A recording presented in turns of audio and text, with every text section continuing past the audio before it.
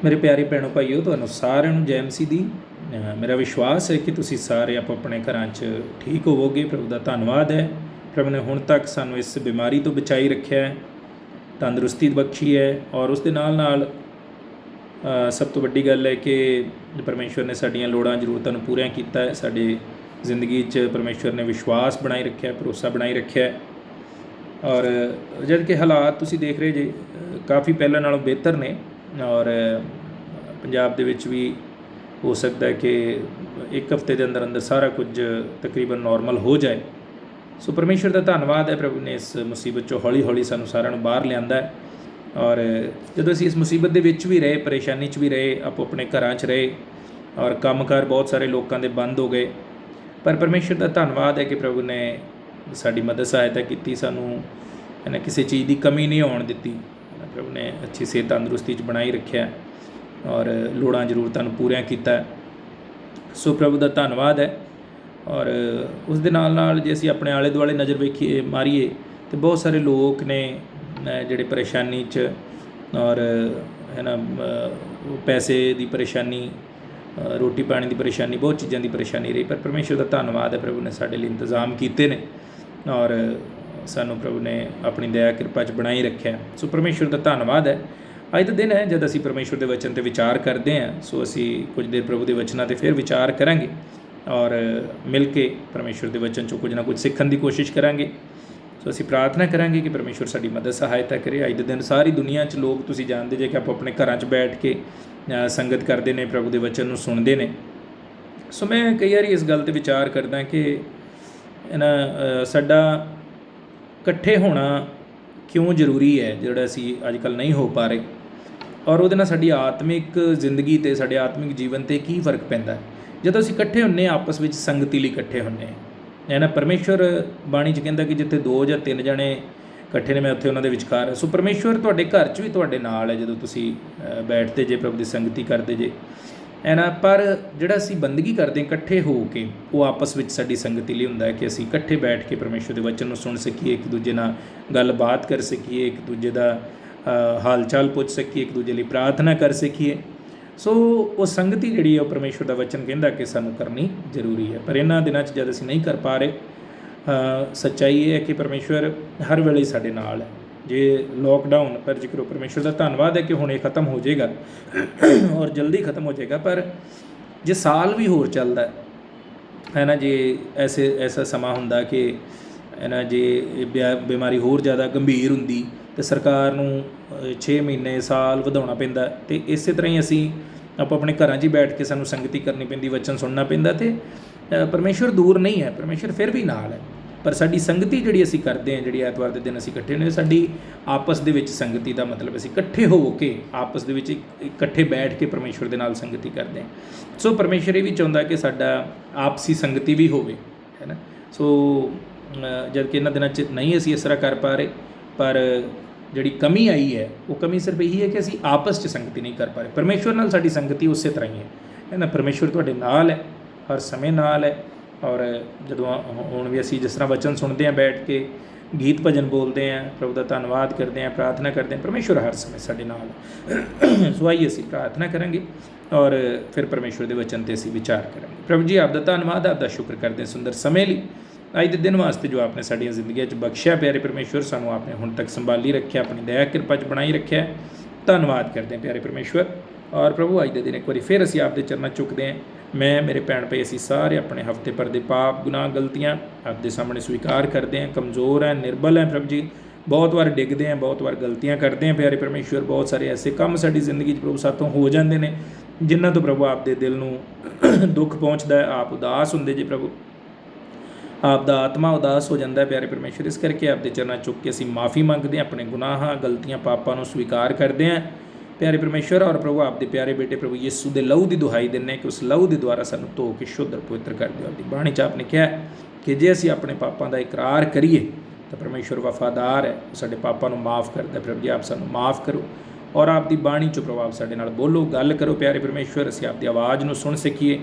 और प्रभु जी महान परमेश्वर आपके वचन चो कुछ नवा सीख सकीए। ਆਪ ਦੇ ਪਵਿੱਤਰ ਨਾਂ ਦੀ ਵਡਿਆਈ ਕਰਦੇ ਹਾਂ। ਜਿੱਥੇ ਜਿੱਥੇ ਅੱਜ ਦੇ ਦਿਨ ਆਪ ਦੇ ਲੋਕ ਇਕੱਠੇ ਨੇ, ਸਾਰਿਆਂ ਸਾਥ ਹੋਵੋ ਪਿਆਰੇ ਪਰਮੇਸ਼ਵਰ। ਹਰੇਕ ਨੂੰ ਬਰਕਤ ਦਿਓ, ਹਰੇਕ ਦੇ ਨਾਲ ਗੱਲਬਾਤ ਕਰੋ ਆਪਣੀ ਬਾਣੀ ਦੁਆਰਾ ਪ੍ਰਭੂ ਜੀ। ਮਹਾਨ ਪਰਮੇਸ਼ਵਰ ਸਾਡੇ ਵਿਸ਼ਵਾਸ ਨੂੰ ਮਜ਼ਬੂਤ ਕਰੋ, ਸਾਡੀਆਂ ਜ਼ਿੰਦਗੀਆਂ ਨੂੰ ਮਜ਼ਬੂਤ ਕਰੋ ਪ੍ਰਭੂ। ਆਪ ਦੇ ਨਾਂ ਦੀ ਵਡਿਆਈ ਕਰਦੇ ਹਾਂ। ਧੰਨਵਾਦ, ਆਰਾਧਨਾ, ਸਤੁਤੀ ਆਪ ਨੂੰ ਦਿੰਦੇ ਹਾਂ। ਮੇਰੇ ਜਿੰਨੇ ਭੈਣ ਭਾਈ ਇਸ ਸਮੇਂ ਮੇਰੇ ਨਾਲ ਬੈਠ ਕੇ ਪ੍ਰਾਰਥਨਾ ਕਰ ਰਹੇ ਨੇ ਪ੍ਰਭੂ, ਔਰ ਵਚਨ ਨੂੰ ਸੁਣ ਰਹੇ ਨੇ ਪ੍ਰਭੂ, ਆਪ ਹਰੇਕ ਦੇ ਸਾਥ ਹੋ। ਪ੍ਰਾਰਥਨਾ ਬੇਨਤੀ ਪ੍ਰਭੂ ਯਿਸੂ ਮਸੀਹ ਦੇ ਨਾਂ 'ਚ ਮੰਗਦੇ ਹਾਂ, ਆਮੀਨ। ਬਾਈਬਲ ਦੇ ਵਿੱਚੋਂ ਕੁਝ ਅਸੀਂ ਕੁਝ ਇੱਕ ਵਚਨਾਂ 'ਤੇ ਵਿਚਾਰ ਕਰਾਂਗੇ, ਔਰ ਇੱਕ ਬਹੁਤ ਹੀ ਖਾਸ ਵਿਸ਼ਾ ਹੈ ਜਿਹਦੇ 'ਤੇ ਅੱਜ ਦੇ ਦਿਨ ਅਸੀਂ ਵਿਚਾਰ ਕਰਾਂਗੇ, ਔਰ ਜੋ ਸਾਡੀ ਜ਼ਿੰਦਗੀ ਦੇ ਵਿੱਚ ਪਰਮੇਸ਼ਵਰ ਨੇ, ਪ੍ਰਭੂ ਯਿਸੂ ਮਸੀਹ ਨੇ ਕਿਹਾ ਕਿ ਹੋਣਾ ਜ਼ਰੂਰੀ ਹੈ ਨਾ। ਉਹ ਵਿਸ਼ਾ, ਉਹ ਗੱਲ ਜਿਹੜੀ ਹੈ ਉਹ ਸਾਡੀ ਜ਼ਿੰਦਗੀ 'ਚ ਹੋਣੀ ਜ਼ਰੂਰੀ ਹੈ।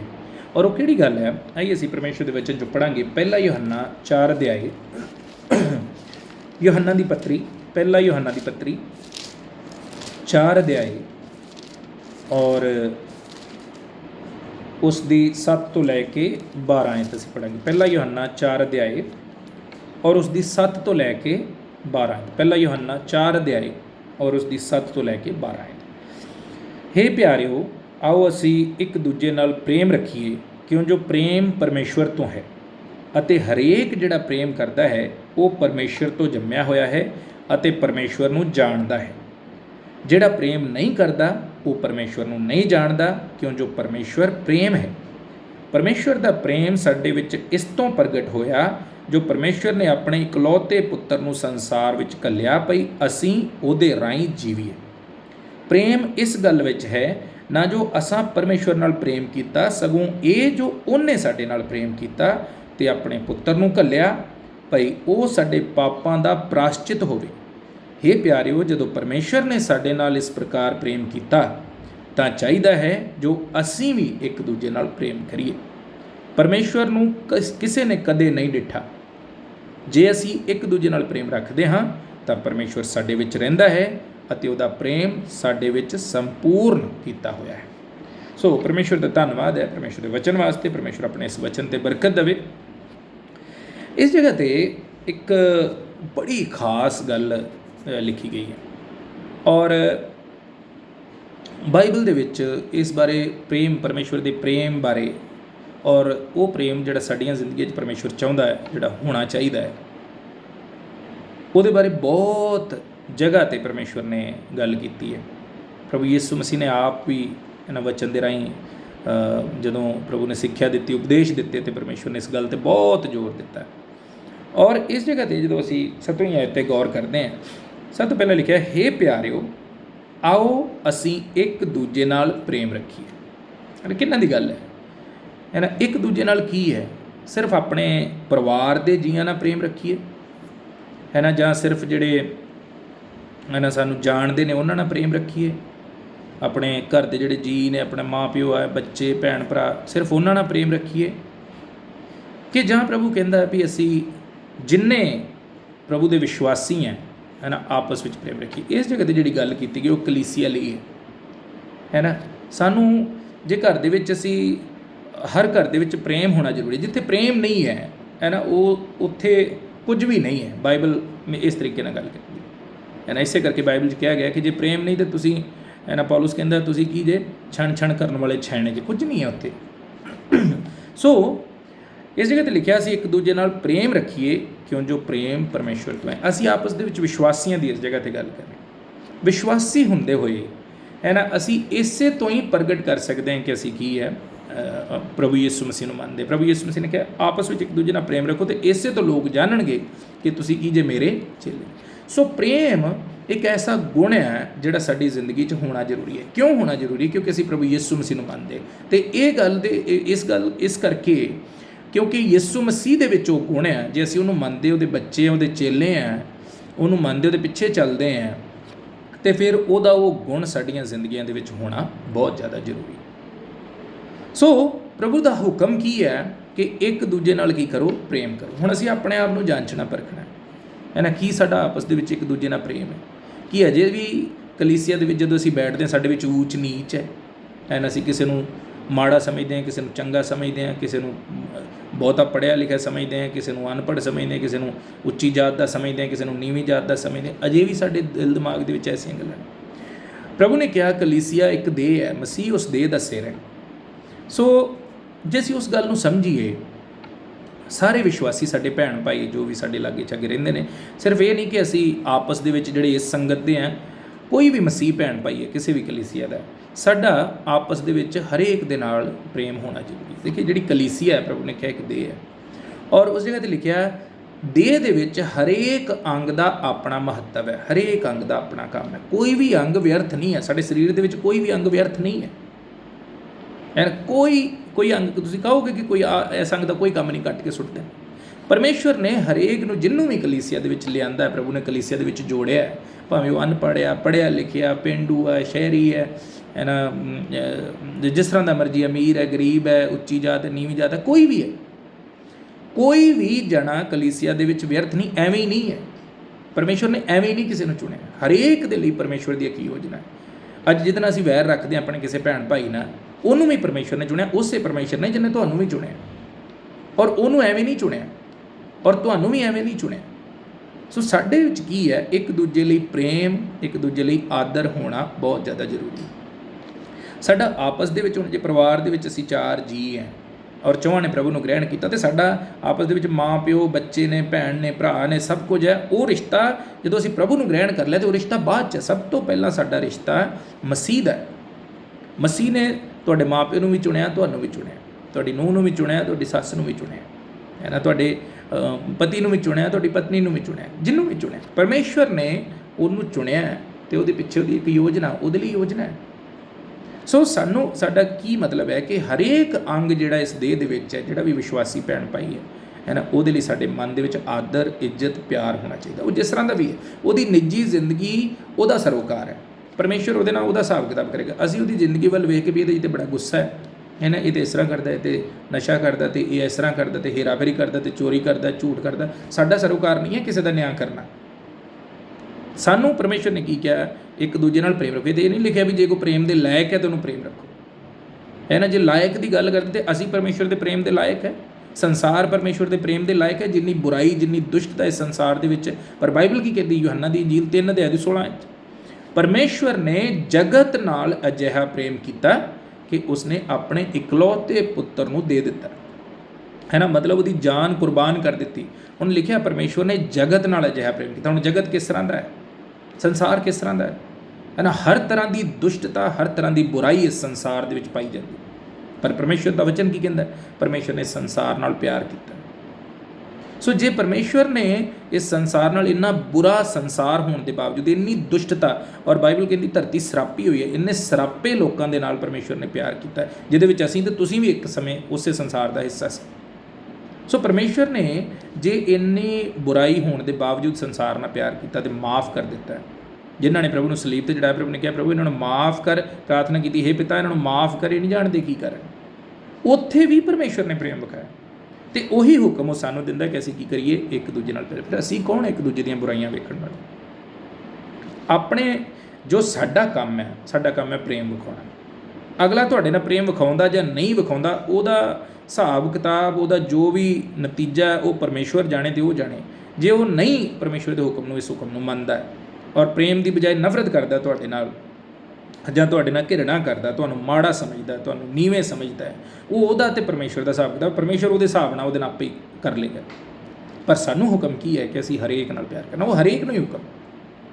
ਸੋ ਕੀ ਲਿਖਿਆ, ਅਸੀਂ ਇੱਕ ਦੂਜੇ ਨਾਲ ਪ੍ਰੇਮ ਰੱਖੀਏ, ਕਿਉਂ ਜੋ ਪ੍ਰੇਮ ਪਰਮੇਸ਼ਵਰ ਤੋਂ ਹੈ। ਇਹ ਪਰਮੇਸ਼ਵਰ ਦਾ ਗੁਣ ਹੈ, ਪਰਮੇਸ਼ਵਰ ਵੱਲੋਂ ਦਿੱਤਾ ਜਾਂਦਾ ਹੈ। ਅਤੇ ਜੇ ਸਾਡੇ ਵਿੱਚ ਨਹੀਂ ਹੈ, ਇਹਦਾ ਮਤਲਬ ਪਰਮੇਸ਼ਵਰ ਸਾਡੇ ਵਿੱਚ ਨਹੀਂ। ਸਿੱਧੀ ਜਿਹੀ ਗੱਲ, ਜੇ ਅਸੀਂ ਇੱਕ ਮਨੁੱਖ ਜਿਹੜਾ ਸਾਡੇ ਲਾਗੇ ਚਾਗੇ ਰਹਿੰਦਾ ਜਾਂ ਸਾਡੇ ਘਰ ਦਾ ਜੀ ਹੈ, ਕੋਈ ਵੀ ਹੈ, ਜੇ ਅਸੀਂ ਉਹਨੂੰ ਪ੍ਰੇਮ ਨਹੀਂ ਉਹਦੇ ਪ੍ਰਤੀ ਵਿਖਾ ਸਕਦੇ, ਅਤੇ ਉਸ ਪਰਮੇਸ਼ਵਰ ਨੂੰ ਕਿਸ ਤਰ੍ਹਾਂ ਵਿਖਾ ਸਕਦੇ ਜਿਹਨੂੰ ਅਸੀਂ ਵੇਖਦੇ ਨਹੀਂ। ਸੋ ਬਾਈਬਲ ਕੀ ਕਹਿੰਦੀ ਹੈ, ਪ੍ਰੇਮ ਪਰਮੇਸ਼ਵਰ ਤੋਂ ਹੈ। ਅਤੇ ਇਹਦਾ ਮਤਲਬ ਹੈ ਕਿ ਜੇ ਤੁਹਾਡੇ ਅੰਦਰ ਪ੍ਰੇਮ ਨਹੀਂ ਤਾਂ ਪਰਮੇਸ਼ਵਰ ਵਾਲੀ ਕੋਈ ਗੱਲ ਹੀ ਨਹੀਂ। ਪ੍ਰੇਮ ਪਰਮੇਸ਼ਵਰ ਤੋਂ ਹੈ। ਔਰ ਫਿਰ ਲਿਖਿਆ, ਅਤੇ ਹਰੇਕ ਜਿਹੜਾ ਪ੍ਰੇਮ ਕਰਦਾ, ਧਿਆਨ ਨਾਲ ਸੁਣਿਆ, ਅਤੇ ਹਰੇਕ ਜਿਹੜਾ ਪ੍ਰੇਮ ਕਰਦਾ ਹੈ ਉਹ ਪਰਮੇਸ਼ਵਰ ਤੋਂ ਜੰਮਿਆ ਹੋਇਆ ਹੈ ਅਤੇ ਪਰਮੇਸ਼ਵਰ ਨੂੰ ਜਾਣਦਾ। ਦੋ ਗੱਲਾਂ, ਹਰੇਕ ਜਿਹੜਾ ਪ੍ਰੇਮ ਕਰਦਾ ਹੈ ਉਹ ਪਰਮੇਸ਼ਵਰ ਤੋਂ ਜੰਮਿਆ ਹੋਇਆ ਹੈ, ਉਹਦੀ ਜ਼ਿੰਦਗੀ 'ਚ ਸੱਚੀ ਪਰਮੇਸ਼ਵਰ ਹੈ ਨਾ, ਉਹ ਪਰਮੇਸ਼ਵਰ ਦਾ ਬੱਚਾ ਹੈ, ਉਹ ਪਰਮੇਸ਼ਵਰ ਤੋਂ ਜੰਮਿਆ ਹੋਇਆ। ਮਤਲਬ ਕੀ ਹੈ, ਉਹ ਪਰਮੇਸ਼ਵਰ ਦੀ ਸੰਤਾਨ ਹੈ, ਪਰਮੇਸ਼ਵਰ ਉਹਦਾ ਪਿਤਾ ਹੈ। ਜਿਹੜਾ ਹਰੇਕ ਜਿਹੜਾ ਪ੍ਰੇਮ ਕਰਦਾ ਉਹਦੇ ਵਿੱਚ ਕੀ ਹੈ, ਪਰਮੇਸ਼ਵਰ ਦਾ ਹੈ ਨਾ, ਪਰਮੇਸ਼ਵਰ ਦੇ ਗੁਣ ਨੇ, ਪਰਮੇਸ਼ਵਰ ਦਾ ਸੁਭਾਅ ਹੈ। ਪਰ ਜਿਹੜਾ ਦੂਸਰੇ ਪਾਸੇ ਕੀ ਮਤਲਬ ਹੈ, ਜਿਹੜਾ ਪ੍ਰੇਮ ਨਹੀਂ ਕਰਦਾ, ਇਹਦਾ ਮਤਲਬ ਪਰਮੇਸ਼ਵਰ ਤੋਂ ਪੈਦਾ ਨਹੀਂ ਹੋਇਆ। ਨਹੀਂ ਨਾ, ਅਸੀਂ ਜਿੰਨੇ ਮਰਜ਼ੀ ਆਪਣੇ ਆਪ ਨੂੰ ਵਿਸ਼ਵਾਸੀ ਕਹੀਏ, ਮਸੀਹ ਕਹੀਏ, ਕੁਝ ਵੀ ਕਹੀਏ, ਪਰ ਜੇ ਸਾਡੇ ਅੰਦਰ ਪ੍ਰੇਮ ਨਹੀਂ ਹੈ ਨਾ, ਪ੍ਰੇਮ ਦਾ ਮਤਲਬ ਕੀ ਹੈ? ਪ੍ਰੇਮ ਦਾ ਮਤਲਬ ਇਹ ਨਹੀਂ ਹੈ ਕਿ ਅਸੀਂ ਦੂਜੇ ਦੀਆਂ ਬੁਰਾਈਆਂ ਸ਼ਾਮਲ ਹੋ, ਜਿਵੇਂ ਹਾਂ ਪ੍ਰਭੂ ਨੇ ਕਿਹਾ ਪ੍ਰੇਮ ਕਰੋ ਤਾਂ ਕੋਈ ਗੱਲ ਨਹੀਂ, ਅਸੀਂ ਜਿਸ ਤਰ੍ਹਾਂ ਦਾ ਵੀ ਅਸੀਂ ਵੀ ਇਹਨਾਂ ਦੇ ਨਾਲ ਰਲ ਜਾਂਦੇ, ਮਤਲਬ ਨਹੀਂ ਹੈ। ਮਤਲਬ ਇਹ ਹੈ ਕਿ ਤੁਹਾਡੇ ਮਨ ਦੇ ਵਿੱਚ ਕਿਸੇ ਦੇ ਪ੍ਰਤੀ, ਕਿਸੇ ਦੀ ਜ਼ਿੰਦਗੀ ਦੇ ਪ੍ਰਤੀ ਕੋਈ ਵੀ ਉਹਨਾਂ 'ਚ ਦੋਸ਼ ਲੱਭਣ ਵਾਲੀ ਗੱਲ ਨਹੀਂ ਹੋਣੀ ਚਾਹੀਦੀ। ਉਹ ਜਿਸ ਤਰ੍ਹਾਂ ਦੇ ਹੈ ਨੇ, ਤੁਸੀਂ ਆਪਣੇ ਮਨ 'ਚ ਉਹਨਾਂ ਦੇ ਲਈ ਕੋਈ ਗੁੱਸੇ ਕ੍ਰੋਧ ਵਾਲਾ ਵਿਚਾਰ ਰੱਖਣ ਦੀ ਲੋੜ ਨਹੀਂ ਹੈ। ਮਤਲਬ ਉਹਨਾਂ ਦੀ ਜ਼ਿੰਦਗੀ ਦੇ ਕਰਕੇ ਤੁਹਾਡੇ ਮਨ ਦੇ ਵਿੱਚ ਹਰੇਕ ਦੇ ਲਈ ਆਦਰ, ਇੱਜ਼ਤ, ਪ੍ਰੇਮ ਹੀ ਹੋਣਾ ਚਾਹੀਦਾ। ਉਹਦੀ ਜ਼ਿੰਦਗੀ 'ਚ ਜੋ ਵੀ ਹੈ ਉਹ ਪਰਮੇਸ਼ਵਰ ਜਾਣੇ ਤੇ ਉਹ ਜਾਣੇ। ਪਰ ਤੁਹਾਡਾ, ਜੇ ਤੁਸੀਂ ਪਰਮੇਸ਼ਵਰ ਤੋਂ ਪੈਦਾ ਹੋਏ, ਜੇ ਪਰਮੇਸ਼ਵਰ ਤੋਂ ਜੰਮੇ, ਜਿਸ ਤਰ੍ਹਾਂ ਅਸੀਂ ਇੱਥੇ ਪੜ੍ਹ ਰਹੇ, ਤਾਂ ਤੁਹਾਡੀ ਜ਼ਿੰਦਗੀ 'ਚ ਦੂਜੇ ਦਾ ਨਿਆਂ ਕਰਨ ਵਾਲਾ, ਦੂਜੇ ਦੋਸ਼ ਲੱਭਣ ਵਾਲਾ ਤੁਹਾਡਾ ਸੁਭਾਅ ਨਹੀਂ ਹੋਣਾ ਚਾਹੀਦਾ, ਹੈ ਨਾ। ਉਹ ਜਾਣੇ ਤੇ ਪਰਮੇਸ਼ਵਰ ਜਾਣੇ। ਤੁਹਾਨੂੰ ਪਰਮੇਸ਼ਵਰ ਨੇ ਕਿਹਾ ਕਿ ਤੁਸੀਂ ਪ੍ਰੇਮ ਕਰਨਾ। ਕਿਉਂ ਕਰਨਾ?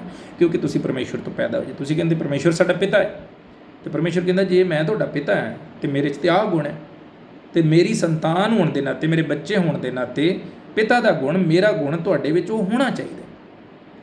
ਔਰ ਪਰਮੇਸ਼ਵਰ ਨੇ ਲਿਖਿਆ ਬਾਈਬਲ 'ਚ ਅਸੀਂ ਪੜ੍ਹਦੇ ਹਾਂ, ਪਰਮੇਸ਼ਵਰ ਨੇ ਜਗਤ ਨਾਲ ਪਿਆਰ ਕੀਤਾ ਅਤੇ ਇਹਨਾਂ ਆਪਣੇ ਕੋਲ ਕਾਹਦੇ ਕਰਕੇ ਕੀਤਾ? ਪਿਆਰ ਕੀਤਾ। ਪਿਆਰ ਕਰਕੇ ਉਸਨੂੰ ਇੰਨੀ ਵੱਡੀ ਕੁਰਬਾਨੀ ਦਿੱਤੀ। ਫਿਰ ਅੱਗੇ ਲਿਖਿਆ ਉਹ ਪਰਮੇਸ਼ਵਰ ਤੋਂ ਜੰਮਿਆ ਅਤੇ ਪਰਮੇਸ਼ਵਰ ਨੂੰ ਜਾਣਦਾ। ਸਿੱਧੀ ਗੱਲ ਕੀ ਹੈ, ਜੇ ਅਸੀਂ ਆਪਸ ਦੇ ਵਿੱਚ ਪਿਆਰ ਨਹੀਂ ਰੱਖ ਸਕਦੇ, ਇੱਕ ਦੂਜੇ ਪ੍ਰਤੀ ਪਿਆਰ ਨਹੀਂ ਵਿਖਾ ਸਕਦੇ, ਅਤੇ ਫਿਰ ਇਹਦਾ ਮਤਲਬ ਕੀ ਹੈ? ਪਰਮੇਸ਼ਵਰ ਨੂੰ ਅਸੀਂ ਜਾਣਦੇ ਹੀ ਨਹੀਂ। ਬਾਈਬਲ ਕੀ ਕਹਿ ਰਹੀ ਇਸ ਜਗ੍ਹਾ 'ਤੇ? ਜਿਹੜਾ ਪ੍ਰੇਮ ਕਰਦਾ ਹੈ ਉਹ ਪਰਮੇਸ਼ਵਰ ਤੋਂ ਜੰਮਿਆ ਹੈ ਅਤੇ ਪਰਮੇਸ਼ਵਰ ਨੂੰ ਜਾਣਦਾ। ਫਿਰ ਅਸੀਂ ਪਰਮੇਸ਼ਵਰ ਨੂੰ ਜਾਣਦੇ। ਸੋ ਬਹੁਤ ਵੱਡੀ ਗੱਲ ਹੈ ਜੇ ਅਸੀਂ ਇਹ ਨਿੱਕੀ ਜਿਹੀ ਗੱਲ ਆਪਣੀ ਜ਼ਿੰਦਗੀ 'ਚ ਨਹੀਂ ਰੱਖ ਸਕਦੇ, ਹੈ ਨਾ। ਪ੍ਰੇਮ ਦਾ ਮਤਲਬ ਕੀ ਹੈ? ਫਰਜ਼ ਕਰੋ ਅਸੀਂ ਘਰ ਦੇ ਵਿੱਚ ਹੈ। ਹੁਣ ਪ੍ਰੇਮ ਦਾ ਮਤਲਬ ਇਹ ਨਹੀਂ ਕਿ ਗੁੱਸਾ ਨਾਰਾਜ਼ਗੀ ਨਹੀਂ ਹੁੰਦੀ। ਅਸੀਂ ਘਰ ਦੇ ਵਿੱਚ ਜੀ ਰਹਿੰਦੇ ਹਾਂ, ਆਪਣੇ ਬੱਚਿਆਂ ਨਾਲ ਅਸੀਂ ਕਿੰਨਾ ਪਿਆਰ ਕਰਦੇ ਹਾਂ, ਦਿਲੋਂ ਪਿਆਰ ਕਰਦੇ ਹਾਂ, ਆਪਣੀ ਪਤਨੀ ਨਾਲ, ਆਪਣੇ ਪਤੀ ਨਾਲ ਕਿੰਨਾ ਦਿਲੋਂ ਪਿਆਰ ਕਰਦੇ ਹਾਂ, ਪਰ ਗੁੱਸਾ ਨਾਰਾਜ਼ਗੀ ਹੁੰਦੀ ਸਾਡੇ। ਪਰ ਇਹਦਾ ਇਹ ਮਤਲਬ ਤਾਂ ਨਹੀਂ ਹੈ ਕਿ ਸਾਡੇ ਦਿਲ 'ਚ ਪ੍ਰੇਮ ਹੈ ਨਹੀਂ। ਆਪਣੇ ਘਰ 'ਚ ਵੀ ਅਸੀਂ ਜਦੋਂ ਗੁੱਸਾ ਨਾਰਾਜ਼ਗੀ ਹੁੰਦੀ ਹੈ, ਜੇ ਸੱਚਾ ਪਿਆਰ ਹੈ ਤਾਂ ਫਿਰ ਅਸੀਂ ਮੇਲ ਮਿਲਾਪ ਕਰ ਲੈਂਦੇ, ਫਿਰ ਸਾਡੀ ਸੁਲਾਹ ਅਸੀਂ ਕਰ ਲੈਂਦੇ, ਆਪਣੇ ਆਪ ਨੂੰ ਨੀਵਿਆਂ ਵੀ ਕਰ ਲੈਂਦੇ, ਨੀਵੇਂ ਹੋ ਜਾਂਦੇ, ਮਾਫੀ ਮੰਗ ਲੈਂਦੇ ਇੱਕ ਦੂਜੇ ਤੋਂ। ਉਹ ਕਾਹਦੇ ਕਰਕੇ ਹੈ? ਕਿਉਂਕਿ ਅਸੀਂ ਉਹਨਾਂ ਨਾਲ ਪਿਆਰ ਕਰਦੇ ਹਾਂ। ਅਤੇ ਇਹੋ ਹੀ ਗੱਲ ਅਸੀਂ ਆਪਣੇ ਭੈਣਾਂ ਭਾਈਆਂ ਨਾਲ ਕਿਉਂ ਨਹੀਂ ਕਰ ਸਕਦੇ? ਜੇ ਸਾਨੂੰ ਕਿਸੇ ਦੀ ਕੋਈ ਗੱਲ ਬੁਰੀ ਲੱਗ ਗਈ, ਕਿਸੇ ਨੇ ਸਾਡੇ ਨਾਲ ਬੁਰਾ ਕਰਤਾ, ਅਤੇ ਜੇ ਅਸੀਂ ਆਪਣੇ ਘਰ ਦੇ ਵਿੱਚ ਆਪਣੇ ਜੀਆਂ ਦੇ ਅੱਗੇ ਝੁਕ ਜਾਂਦੇ, ਮਾਫੀ ਮੰਗ ਲੈਂਦੇ ਹਾਂ, ਨਾ ਨੀਵੇਂ ਹੋ ਜਾਂਦੇ, ਅਤੇ ਫਿਰ ਆਪਣੇ ਭੈਣ ਭਰਾ ਦੇ ਅੱਗੇ ਕਿਉਂ ਨਹੀਂ ਹੋ ਸਕਦੇ?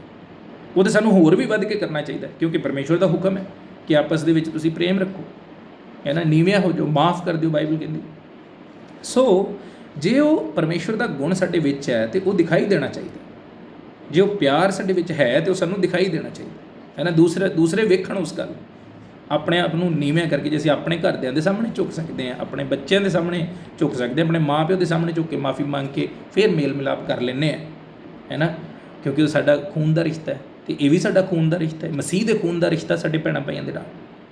ਸੋ ਜਾ ਕੇ, ਹੈ ਨਾ, ਜੇ ਦੂਸਰਾ ਨਹੀਂ ਝੁਕਦਾ ਅਤੇ ਤੁਸੀਂ ਪਰਮੇਸ਼ਵਰ ਦੇ ਹੁਕਮ ਨੂੰ ਪੂਰਿਆ ਕਰੋ, ਹੈ ਨਾ। ਪਰਮੇਸ਼ਵਰ ਤੁਹਾਨੂੰ ਕਹਿੰਦਾ ਕਰਨ, ਜਿਹੜਾ ਨਹੀਂ ਝੁਕਦਾ ਪਰਮੇਸ਼ਵਰ ਜਾਣੇ ਉਹ ਜਾਣੇ। ਪਰ ਤੁਸੀਂ ਤਾਂ ਆਪਣੀ ਬਰਕਤ ਪਾ ਲਓਗੇ ਜੇ ਤੁਸੀਂ ਝੁਕ ਜਾਓਗੇ, ਨੀਵਿਆਂ ਹੋ ਜਾਓਗੇ, ਤੁਸੀਂ ਆਪਣੀ ਬਰਕਤ ਪਰਮੇਸ਼ਵਰ ਕੋਲੋਂ ਪਾ ਲਓਗੇ। ਬਾਈਬਲ ਕਹਿੰਦੀ ਹੈ ਪਰ ਜਿਹੜਾ ਪ੍ਰੇਮ ਹੈ ਉਹ ਸਾਰੇ ਪਾਪਾਂ ਨੂੰ ਢੱਕ ਲੈਂਦਾ, ਸਾਰੀਆਂ ਗਲਤੀਆਂ ਮਾਫ ਹੋ ਜਾਂਦੀਆਂ ਜਿੱਥੇ ਅਸੀਂ ਪ੍ਰੇਮ ਦਿਖਾ ਦਿੰਦੇ। ਪਰ ਜੇ ਅਸੀਂ ਘਮੰਡ ਰੱਖਦੇ, ਅਸੀਂ ਨੀਵੇਂ ਨਹੀਂ ਹੋ ਸਕਦੇ, ਹੈ ਨਾ, ਫਿਰ ਹੈ ਨਾ, ਪਰਮੇਸ਼ਵਰ ਕਹਿੰਦਾ ਤੁਸੀਂ ਮੈਨੂੰ ਨਹੀਂ ਜਾਣਦੇ।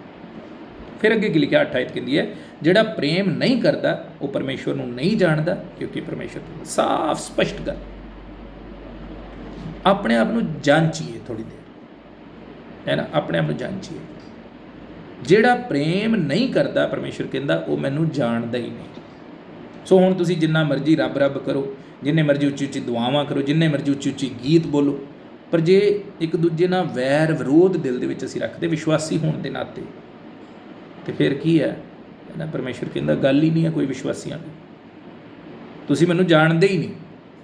ਜੇ ਮੈਨੂੰ ਜਾਣਦੇ ਤਾਂ ਫਿਰ ਤੁਸੀਂ ਝੁਕ ਜਾਂਦੇ, ਤੁਸੀਂ ਨੀਵੇਂ ਹੋ ਜਾਂਦੇ ਇੱਕ ਦੂਜੇ ਦੇ ਸਾਹਮਣੇ, ਇੱਕ ਦੂਜੇ ਕੋਲ ਮਾਫੀ ਮੰਗ ਲੈਂਦੇ ਨਾ। ਕਿਉਂ? ਕਿਉਂਕਿ ਤੁਸੀਂ ਮੈਨੂੰ ਜਾਣਦੇ ਜੇ। ਤੁਸੀਂ ਜਾਣਦੇ ਜੇ ਕਿ ਮੇਰਾ ਪਰਮੇਸ਼ਵਰ ਕੀ ਚਾਹੁੰਦਾ ਹੈ ਨਾ। ਪਰਮੇਸ਼ਵਰ ਨੂੰ ਜਾਣਨ ਦਾ ਮਤਲਬ ਕੀ ਹੈ? ਉਹਦੇ ਸੁਭਾਅ ਨੂੰ ਜਾਣਨਾ, ਕਿ ਪਰਮੇਸ਼ਵਰ ਕੀ ਚਾਹੁੰਦਾ। ਪਰਮੇਸ਼ਵਰ ਕੀ ਚਾਹੁੰਦਾ ਸਾਡੇ ਤੋਂ? ਕਿ ਅਸੀਂ ਇੱਕ ਦੂਜੇ ਨਾਲ ਪ੍ਰੇਮ ਰੱਖੀਏ। ਸੋ ਬਾਈਬਲ ਦੇ ਵਿੱਚ ਪ੍ਰੇਮ ਦੇ ਬਾਰੇ ਬਹੁਤ ਸਾਰੀਆਂ ਆਇਤਾਂ ਨੇ। ਫਿਰ ਜੇ ਅਸੀਂ ਅੱਗੇ ਪੜ੍ਹੀਏ 9 ਆਇਤ ਦੇ ਵਿੱਚ ਲਿਖਿਆ ਪਰਮੇਸ਼ਵਰ ਦਾ ਪ੍ਰੇਮ ਸਾਡੇ ਵਿੱਚ ਇਸ ਤੋਂ ਪ੍ਰਗਟ ਹੋਇਆ ਜੋ ਪਰਮੇਸ਼ਵਰ ਨੇ ਆਪਣੇ ਇਕਲੌਤੇ ਪੁੱਤਰ ਨੂੰ ਸੰਸਾਰ ਵਿੱਚ ਘੱਲਿਆ ਬਈ ਅਸੀਂ ਉਹਦੇ ਰਾਹੀਂ ਜੀਵੀਏ। ਕਿਸ ਤਰ੍ਹਾਂ? ਹੁਣ ਪਰਮੇਸ਼ਰ ਹੈ, ਜੇ ਪ੍ਰਭੂ ਯਿਸੂ ਮਸੀਹ ਦੇ ਰਾਹੀਂ ਉਹ ਆਪਣੇ ਆਪ ਨੂੰ ਪ੍ਰਗਟ ਨਾ ਕਰਦਾ, ਅਸੀਂ ਕਿਸ ਤਰ੍ਹਾਂ ਪਰਮੇਸ਼ਵਰ ਦੇ ਪ੍ਰੇਮ ਨੂੰ ਜਾਣਿਆ? ਅਸੀਂ ਕਿਸ ਤਰ੍ਹਾਂ ਜਾਣਿਆ ਕਿ ਪਰਮੇਸ਼ਵਰ ਨੇ ਸਾਡੇ ਨਾਲ ਪਿਆਰ ਕੀਤਾ ਹੈ ਨਾ? ਇਸੇ ਤੋਂ ਜਾਣਿਆ ਕਿਉਂਕਿ ਉਹਨੇ ਆਪਣੇ ਪੁੱਤਰ ਨੂੰ ਸੰਸਾਰ ਵਿੱਚ ਘੱਲਿਆ, ਐਡੀ ਵੱਡੀ ਕੁਰਬਾਨੀ ਉਹਨੇ ਦਿੱਤੀ, ਤੇ ਫਿਰ ਸਾਨੂੰ ਪਤਾ ਲੱਗਾ ਕਿ ਉਹ ਸਾਡੇ ਨਾਲ ਕੀ ਕਰਦਾ? ਪ੍ਰੇਮ ਕਰਦਾ। ਅੱਜ ਦੁਨੀਆ ਭਟਕੀ ਹੋਈ ਹੈ, ਤਰ੍ਹਾਂ ਤਰ੍ਹਾਂ ਦੇ ਰੱਬ ਨੇ ਲੋਕਾਂ ਦੇ ਕੋਲ, ਹੈ ਨਾ। ਜਿਨ੍ਹਾਂ ਨੇ ਯਿਸੂ ਮਸੀਹ ਨੂੰ ਜਾਣਿਆ ਹੈ ਨਾ, ਉਹਨਾਂ ਨੂੰ ਪਤਾ ਉਹ ਸਲੀਬ ਦਾ ਮਤਲਬ ਪਤਾ ਕਿ ਉਹ ਸਲੀਬ ਮੇਰੇ ਲਈ ਸੀ। ਉਹ ਸਲੀਬ ਜਿਹੜੀ ਅਸੀਂ ਆਪਣੇ ਘਰਾਂ 'ਚ ਲਾ ਕੇ ਰੱਖਦੇ, ਗਲ 'ਚ ਪਾ ਕੇ ਰੱਖਦੇ ਹਾਂ, ਉਹਦਾ ਮਤਲਬ ਕੀ ਹੈ ਕਿ ਇਹ ਸਲੀਬ ਉਸ ਪ੍ਰਭੂ ਦੀ ਹੈ ਜਿਹਨੇ ਮੇਰੇ ਵਾਸਤੇ ਇਸ ਸਲੀਬ ਉੱਤੇ ਆਪਣੀ ਜਾਨ ਦਿੱਤੀ, ਉਹਦੀ ਨਿਸ਼ਾਨੀ ਹੈ ਨਾ। ਇਹ ਨਹੀਂ ਮਤਲਬ ਕਿ ਸਲੀਬਾਂ ਪਾ ਕੇ ਰੱਖਣਾ, ਪਰ ਮਤਲਬ ਕੀ ਹੈ, ਸਾਨੂੰ ਇਸ ਗੱਲ ਦਾ ਅਹਿਸਾਸ ਹੋਣਾ ਚਾਹੀਦਾ ਕਿ ਉਹ ਸਲੀਬ ਕੀ ਹੈ, ਉਹਦੀ ਨਿਸ਼ਾਨੀ ਹੈ, ਉਹਦੇ ਪਿਆਰ ਦੀ ਨਿਸ਼ਾਨੀ, ਉਹ ਸਲੀਬ ਉਹਦੇ ਪ੍ਰੇਮ ਦੀ ਨਿਸ਼ਾਨੀ, ਜਿਹੜਾ ਉਹਨੇ ਤੁਹਾਡੇ ਨਾਲ ਮੇਰੇ ਨਾਲ ਕੀਤਾ। ਪਿਆਰ ਕਰਕੇ ਉਸ ਸਲੀਬ ਉੱਤੇ ਤੁਹਾਡੇ ਨਾਲ ਔਰ ਮੇਰੇ ਨਾਲ ਉਸ ਪਿਆਰ ਕਰਕੇ ਉਹਨੇ ਆਪਣੀ ਜਾਨ ਸਲੀਬ ਉੱਤੇ ਦਿੱਤੀ। ਸੋ ਕੀ ਲਿਖਿਆ? ਸਾਡੇ ਵਿੱਚ ਉਹ ਪ੍ਰੇਮ ਕਦੋਂ ਪ੍ਰਗਟ ਹੋਇਆ? ਕਿਸ ਤਰ੍ਹਾਂ ਪਤਾ ਲੱਗਾ? ਕਿਉਂਕਿ ਪਰਮੇਸ਼ਵਰ ਨੇ ਆਪਣੇ ਇਕਲੌਤੇ ਪੁੱਤਰ ਨੂੰ ਸੰਸਾਰ 'ਚ ਘੱਲਿਆ। ਅਤੇ ਕਾਹਦੇ ਲਈ ਘੱਲਿਆ? ਲਿਖਿਆ ਭਈ ਅਸੀਂ ਉਹਦੇ ਰਾਹੀਂ ਜੀਵੀਏ। ਉਹ ਉਸ ਪਿਆਰ ਦੇ ਕਰਕੇ ਸਾਡੇ ਲਈ ਮਰਿਆ ਤਾਂ ਕਿ ਸਾਨੂੰ ਜ਼ਿੰਦਗੀ ਮਿਲ ਜਾਏ, ਹੈ ਨਾ। ਅਸੀਂ ਕੀ ਆ? ਜੀਵੀਏ। ਸੋ ਫਿਰ ਅੱਗੇ ਕੀ ਲਿਖਿਆ? ਪ੍ਰੇਮ ਇਸ ਗੱਲ ਵਿੱਚ ਹੈ ਨਾ ਜੋ ਅਸਾਂ ਪਰਮੇਸ਼ਵਰ ਨਾਲ ਪ੍ਰੇਮ ਕੀਤਾ, ਸਗੋਂ ਇਹ ਜੋ ਉਹਨੇ ਸਾਡੇ ਨਾਲ ਪ੍ਰੇਮ ਕੀਤਾ ਅਤੇ ਆਪਣੇ ਪੁੱਤਰ ਨੂੰ ਘੱਲਿਆ ਵੀ ਉਹ ਸਾਡੇ ਪਾਪਾਂ ਦਾ ਪ੍ਰਾਸ਼ਚਿਤ ਹੋਵੇ। ਕੀ ਸਿੱਧੇ ਸ਼ਬਦਾਂ 'ਚ ਕਹਿੰਦਾ, ਇਨਸਾਨ ਨੇ ਪਾਪ ਕੀਤਾ ਅਤੇ ਇਨਸਾਨ ਨਰਕ ਦਾ ਹੱਕਦਾਰ ਹੈ। ਸਾਰੀ ਜ਼ਿੰਦਗੀ ਇਨਸਾਨ ਜੇ ਪਾਪ ਦੇ ਵਿੱਚ ਜ਼ਿੰਦਗੀ ਬਿਤਾਉਂਦਾ, ਨਰਕ ਦਾ ਹੱਕਦਾਰ ਹੈ, ਉਹ ਸਜ਼ਾ ਦਾ ਹੱਕਦਾਰ ਹੈ, ਪਰਮੇਸ਼ਵਰ ਦੇ ਦੰਡ ਦਾ ਹੱਕਦਾਰ ਹੈ। ਪਰ ਕੀ ਕੀਤਾ ਉਹਦੇ ਬਦਲੇ? ਪਰਮੇਸ਼ਵਰ ਨੇ ਕੀ ਕੀਤਾ? ਉਹਦੇ ਬਦਲੇ ਉਹਨੇ ਆਪਣੇ ਪੁੱਤਰ ਉੱਤੇ ਉਹ ਸਜ਼ਾ ਲਿਆਂਦੀ, ਹੈ ਨਾ। ਆਪਣੇ ਪੁੱਤਰ ਨੂੰ ਯਿਸੂ ਮਸੀਹ ਨੂੰ ਸਲੀਬ 'ਤੇ ਚੜਾਇਆ। ਹੁਣ ਇਹਦੇ ਪਿੱਛੇ ਕਾਰਨ ਕੀ ਹੈ? ਜੇ ਅਸੀਂ ਸਜ਼ਾ ਦੇ ਹੱਕਦਾਰ ਹਾਂ ਤਾਂ ਸਾਨੂੰ ਸਜ਼ਾ ਮਿਲਣੀ ਚਾਹੀਦੀ ਹੈ ਨਾ। ਅਸੀਂ ਜੇ ਪਾਪ ਕੀਤਾ, ਗੁਨਾਹ ਕੀਤਾ ਹੈ, ਤਾਂ ਸਜ਼ਾ ਦੇ ਹੱਕਦਾਰ ਅਸੀਂ, ਪਰ ਸਾਨੂੰ ਮਿਲਣੀ ਚਾਹੀਦੀ।